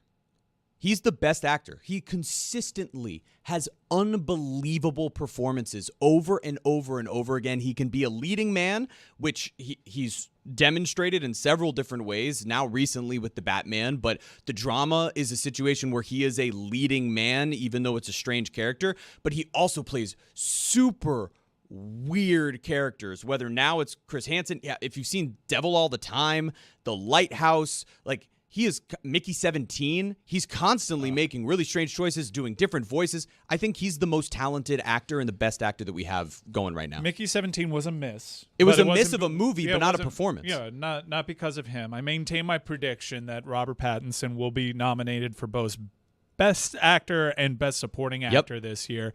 And Dave, I know you're a fan of these big actor years, Jim Carrey 94 and whatnot. Sure. Zendaya and Robert Pattinson, both in 2026, are in that Jim Carrey 94 territory, especially if Bobby P ends up securing the double. Bold statement there. A big year for Pattinson. Inarguable, I suppose. You know, by the way, you know what? That's a bold statement that requires that we break out not a figurative 10-foot pole, but a literal 10-foot pole to put it to the test. While you break that out, Pattinson's one of these cats. Like I've said before, I know certain guys are handsome. I can tell. I'm secure in my masculinity. I can tell Brad Pitt when he takes that hat off in Legends of the Fall. Oh, he's a dreamboat. Dave Canales standing on those sidelines for the Carolina Panthers. He's a handsome devil. But Robert Pattinson's one of these guys. I'm surprised when women go wild for him. Would you know that he's a handsome guy if you weren't told he was? Roy? Yeah, you got a good point there. Yeah, Roy. Yeah, you got a good point. Yeah, I wouldn't know. You see him as handsome. Not very yet. obviously handsome guy. Who? Robert Pattinson. Yeah. Very obviously. Nah. Yes. Well, Roy and I disagree. We have different tastes in men then, I guess. You know what I'm touching with the 10-foot pole? Zendaya having the biggest year in box office history. Wow. You're going to Zendaya, biggest, and you are going to touch it with the you see, people are so cowardly they won't even touch something with a figurative. We have a literal 10-foot pole, and Mike is sticking his neck and that 10-foot pole out to touch that. Why are you so convinced Pattinson's a dreamboat?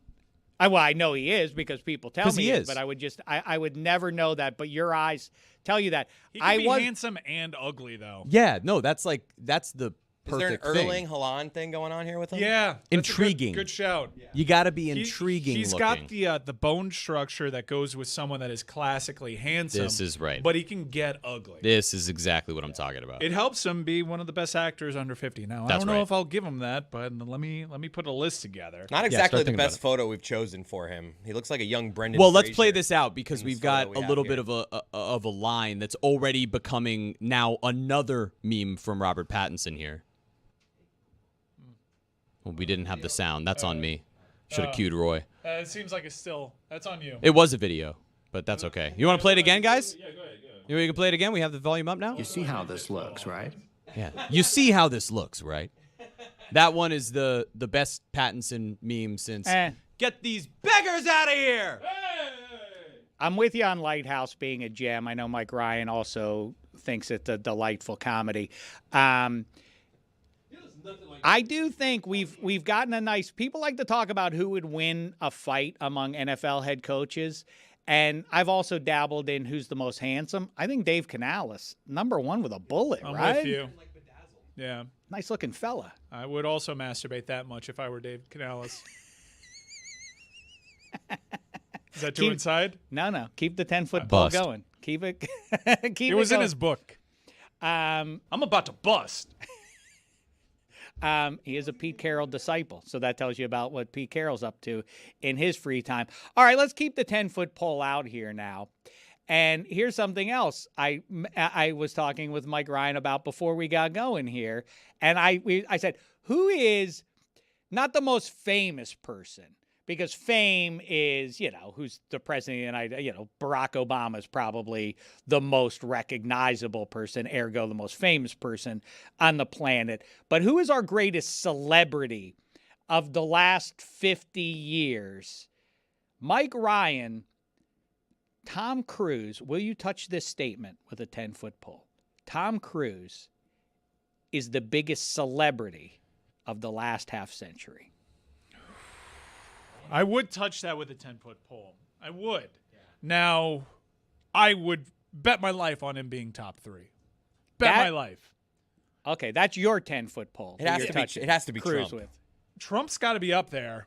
Wow, I hadn't thought about that. You opened the said door Obama. with Obama, but Trump, even more so than Obama, came in with fame before office. He was very famous before he ran for political office. So I hate to give it to him, but he's probably surpassed Muhammad Ali. So this is my top 3: Michael Jackson, Donald Trump, and Tom Cruise. All notably good guys.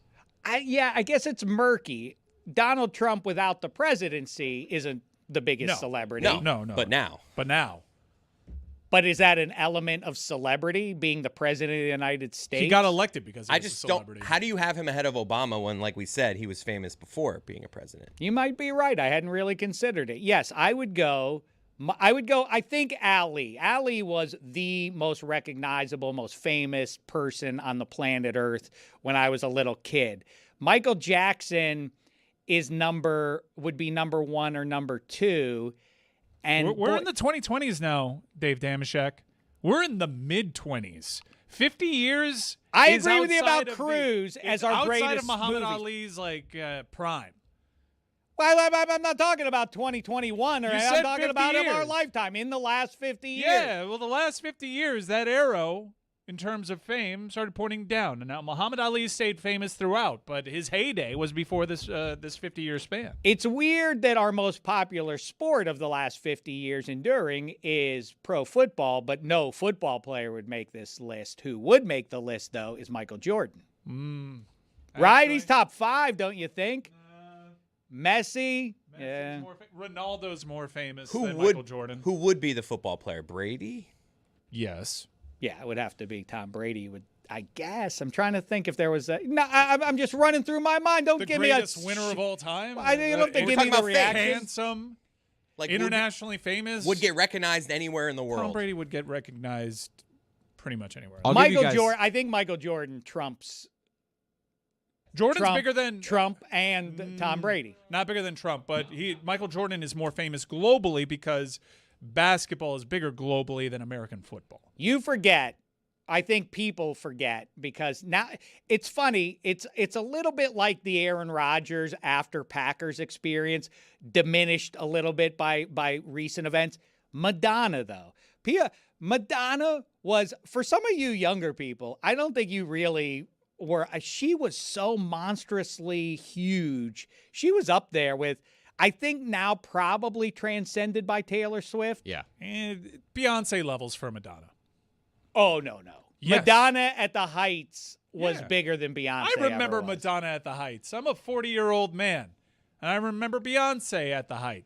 No. Similar. Madonna was bigger than Beyonce ever was. Was Will Smith ever in this conversation? No. Will Smith was in this conversation. I'm not now, but no. Will Smith, bankable box office, global reach. Will Smith is a great one. Good for you, Chris Cody. I like talking. Made very few positive contributions today, so I want to highlight it. As I pointed out before, it's a weird irony that the greatest individual players to ever play our most beloved sports are all weird looking. Michael Jordan was balding when he was the greatest basketball player in the world. Was before he shaved his head, was in fact had a receding hairline. Wayne Gretzky looked like a preteen girl. Babe Ruth was a slob. Tom Brady in his underpants. Lionel Messi looks stumpy even by soccer player standards.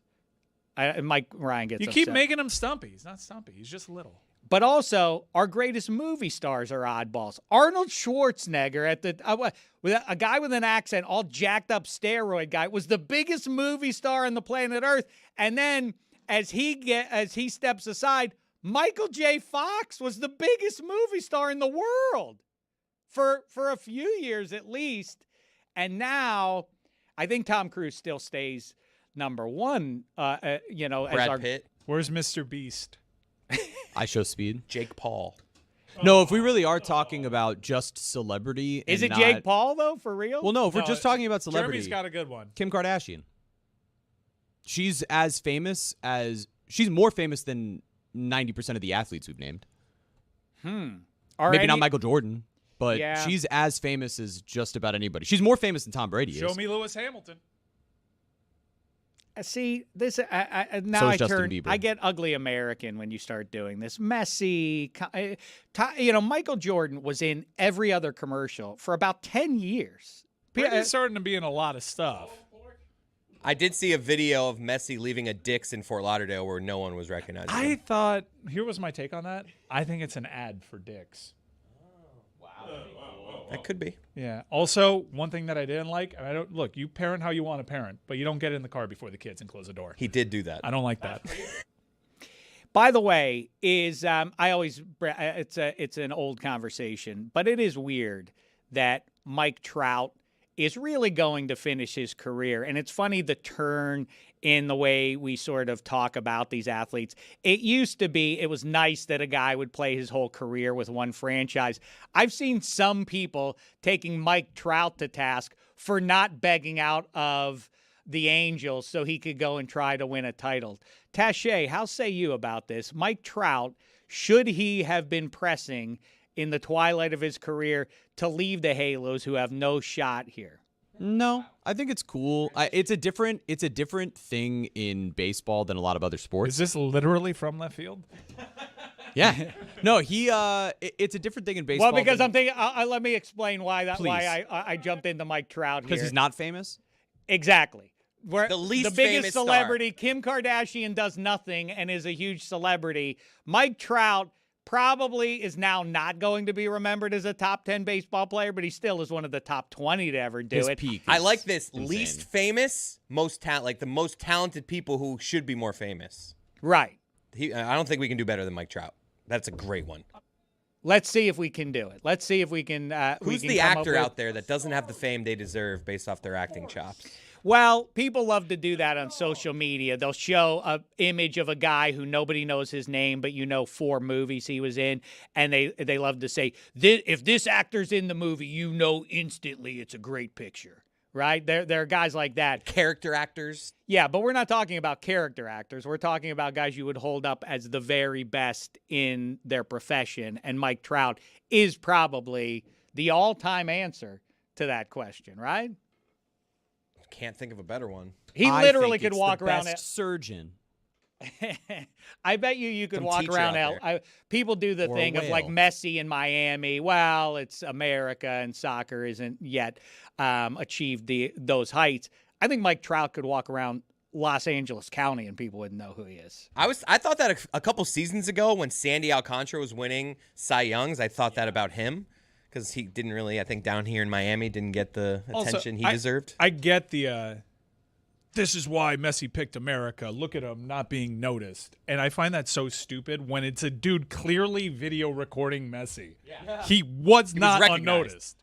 It went viral because a dude is like, holy cow, that's Messi. It's the dumbest argument. Yeah, it's Look true. at him not being noticed out there. Yeah, but what like- are you talking about? But the man is walking to his car. It's an invasion of privacy. Yeah, but he was very clearly noticed. But Michael Jackson was not going to like a grocery store by himself. At times. You He don't would have know security that. with him. You don't know that. This is a tree falling in the forest type of thing. You don't know how many times Michael Jordan went to Dick's Sporting Goods. Well, you obviously notice Shaquille O'Neal if he's walking around. You note the striking thing is, in fact, if you saw Kobe Bryant around, it was always like, oh my God, who is that gigantic person? And you realize, oh, Kobe Bryant's just the average height of an NBA basketball player. And yet, among normal people, he's really a striking figure. Messi, the thing that would be striking is like, oh, he comes up to my waistline. Look at the little fella. That's the best player in the history of the sport. If you saw Messi walking by, you would instantly recognize him. And him being short is part of it. You see right here in this video, he gets in. He's got 2 kids with him. He's just like in the car quickly, shut the door. And I can't do that. I can't do that. I make sure everybody's buckled up. I do that with 40-year-olds entering my car. I'm the last person to get in. It's just Robert character of the man type of Pattinson. stuff. Robert Pattinson would be mobbed in any Hollywood situation. right. All right, it's time, everybody. Let's get to it. It's football season, like I say, and it's not just the players who are getting into shape physically and otherwise in training camp. The fans need to get right, too, mentally and beyond. It's time to play Mr. Lister. Let's do a football-based category. Chris Cody wisely hiding himself. Today, it's Taché v. Mike Ryan. No. What do you? Two Why fake you? Cubans. All Good right. selection. Should we go with what favors Taché most? here? I'm Nothing. trying- Theater. You're not good. Olivia at this. Rodrigo. You're not good at this. For newbies, we'll trade back and Glee. forth. I'm going to give you a category, and you'll go back and forth one by Merrily one we until roll one of along. you. This is my cannot first come Mr. up- Lister. Cannot come up with an answer. Why is it always me getting embarrassed? This is your game first? This is my first, and it always seems so easy when I'm not playing in it. Yeah, people always say. I People couldn't always think say. of Jason Taylor as a Dolphin Hall of Famer last week. Did you catch that, Mike Ryan? The guy wearing the Miami Dolphins T-shirt right now. The I had Marino. list was Pro Football Hall of Famers who played or coached. What for day did you ask him? Was it a Friday. Thursday? Friday. Oh, okay. Fair. After Wednesday, it just drops off a cliff. There's pre-bowling Chris, post-bowling Chris. Wednesday's RO is rough. I want to help And Taché out the here. occasional Monday's rough too. It's fine. I'll try my best. We play Mr. Lister on Football America Tuesdays. in August to get right. Tuesdays you'll get a solid Chris Cody. It was pretty striking when it was Tony versus Cody versus Taché. It was cute. Everybody was, and then we did Cody versus Zaslow, and you realized, oh, Zaslow actually knows what he's talking about. And I felt the pressure. I know things. all just right, well, not let's see these what you know. things. Let's see what you. Well, the subject is football. You All know? right, and well. so let's do football here. guy I'm likes trying to every figure team. out which one favors you at least a little It's bit. fine. Just pick the one that doesn't, so I can not be embarrassed when All I right, get these it are the wrong. most famous. These are famous names. Okay. So this should play into. And I'm going to let you go first here. 2,000-yard running backs in NFL history. Chris Johnson. That's correct. Terrell Davis. That's correct. Oh, really? Sean Alexander. Is he on that list? He had a good year. I mean, there's just so many ways you could go there. Why It's the first one that came to mind. What Why do you the want from me? reach? There are. There's a pacing to this, Dave. You want me to go quick, or you want me to just sit here and go, We edit pitch clock for a reason. Uh-huh. It's because we sit there for about, I don't know, 90 seconds at a time between Baseball's answers. pastoral. Football's on a clock, friend. No, Sean called the pitch Alexander clock. is not correct. I'd like you to steal the category, Mike Ryan, with one Barry correct Sanders. Barry Sanders. Do you I've wanna- got more. Go ahead, please. Jamal Lewis, sneaky. That's right. That's a good one. And Jonathan Taylor. Didn't he just have one? Jonathan Taylor did not, but you have. You got close. Ugh. The Expanded. How could you get that wrong? I'm sorry. And you didn't even say Ricky Williams. I outscored you by 2. Did you? Well, that's good you didn't say Ricky Williams because that would also be a wrong answer. Damn. But also, you That's could. what Chris fed me. He walked to the Smart guy. side and he went, O.J. Simpson. It's really not Ricky just didn't phone have a a friend. 2000? It's really important to phone OJ. a smart friend. Yeah. Eric The Dickerson. juice is, of course, correct. The greatest season. The greatest. Adrian Peterson. The best one is Eric Dickerson. Adrian Peterson has the second highest rush total, remember but that. of Who was course the most over recent 16 one? games. Saquon. Oh, yeah. That guy's good. Yeah, Derrick Henry did it once and almost did it a second time. How about the Titans, huh? 2K rushers. That's wild, yeah. And Derrick Henry, by the way, is one of those guys who I will never draft in fantasy because I continue talk about to go way back to where we started this show about your personal confirmation of what you thought. I didn't think Derrick Henry was going to work out in the NFL, and so I cannot put him on my fantasy team ever. And now he's going to retire as easily one of the 10 best running backs of the Super Bowl era. Do you want to do another one? Easily. I mean, he ran for 2,000 yards in one season. That's right. Yeah, I heard about that. Do you want to do one more? Absolutely. I feel like I cover Yeah. myself in glory in this. All right, Roy, you're up now. You get to take on In Mike place of Ryan. me? Oh, Awesome. Shit. I was Good going to luck, call Roy. Chris Cody, but behind your back, he pointed at you. So now, Roy, you're up. Why would you do that? 2021, Jonathan Taylor, 1,800 yards. By the way, that's something else we need to figure out while we play little games here. The expanded seasons. What are we going to do?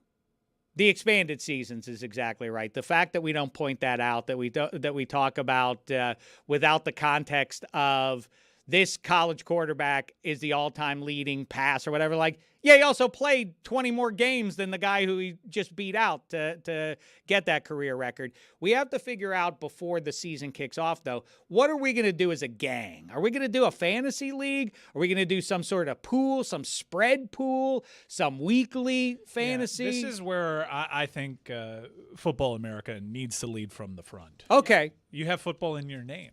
I'm down. I think we should do a suicide pool. We don't say that anymore. That is how I feel when I play Mr. Lister. We don't say that anymore. What do we say? What do we call it now? Survivor pool. Survivor pool, right. Yeah. I say, though, let's change the standard a little bit. Instead of you have to pick a winner every week, you have to pick a team that's definitely going to lose. I Because like that. you're going to run out of gas pretty quick. You'll take the Dolphins or the Browns in week 1, and then after that, where are you going? You know this team's going to lose? I'm down. Let's do this. A few years ago, we can't do this because it's not like cool to do it. I pitched and we almost did it, but then we were like, this is not a good idea. A survivor pool, but instead of for teams, it's running backs. And if your running back gets hurt, you're eliminated. So you go around and you like draft a few running backs, and you have to come up with some sort of standard. I did like that idea. Hurt and has to miss 1 week. We have to right? come up with like what exactly, We draft how running much. backs. Like You can't and play 1 The week. least amount of games wins. I like the immediacy of what Cody says. If your guy cannot go on game day, then you're out. And I'll start it with Derrick Henry. We're actually doing this. Go ahead. McCaffrey.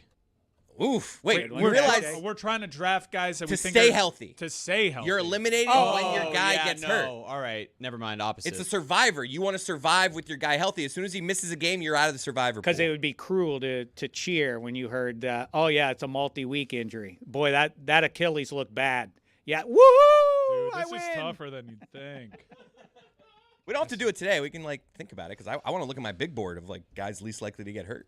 Oh.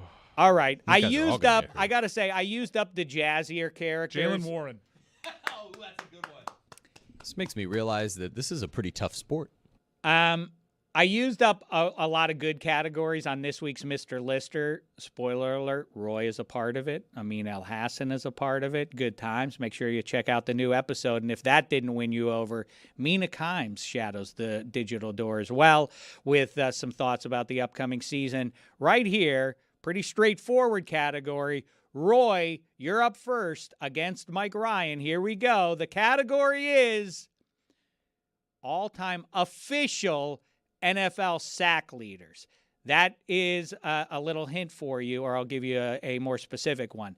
Deacon Jones isn't on here because they weren't recording sacks when Deacon Jones, who probably would be the all-time sacks leader had they been tracking. Hold on, explain this to me. We're listing people that at the end of the season were the single season sack leaders? No. Career sacks. Okay. All-time top 20. All right. Okay, this is good. All right, so Michael Strahan. Michael Strahan. There's a question mark there. No, it's not a question mark. No, that Michael Little Strahan. bit. That's Little the bit. tone, my tone was affirmative. Michael Strahan. That's correct. All right. Number 6. Reggie White. I like when Mike does this. He articulates like I'm Alex Trebek. And That's what I was trying to do.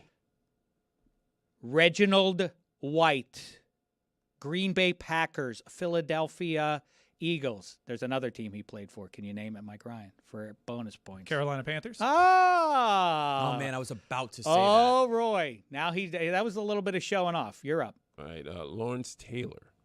Lawrence Taylor. You think that was a question too? I mean, you are. that. I have to ESPN put is my dead? glasses. I cannot believe, as somebody who is a devoted football lover and would pat himself on the back of like, no flies on me in Super Bowl era trivia. I cannot believe the name that is next to Lawrence Taylor right now. But that is not much of a clue because you will not get it. Mike Ryan. I'm running a risk here.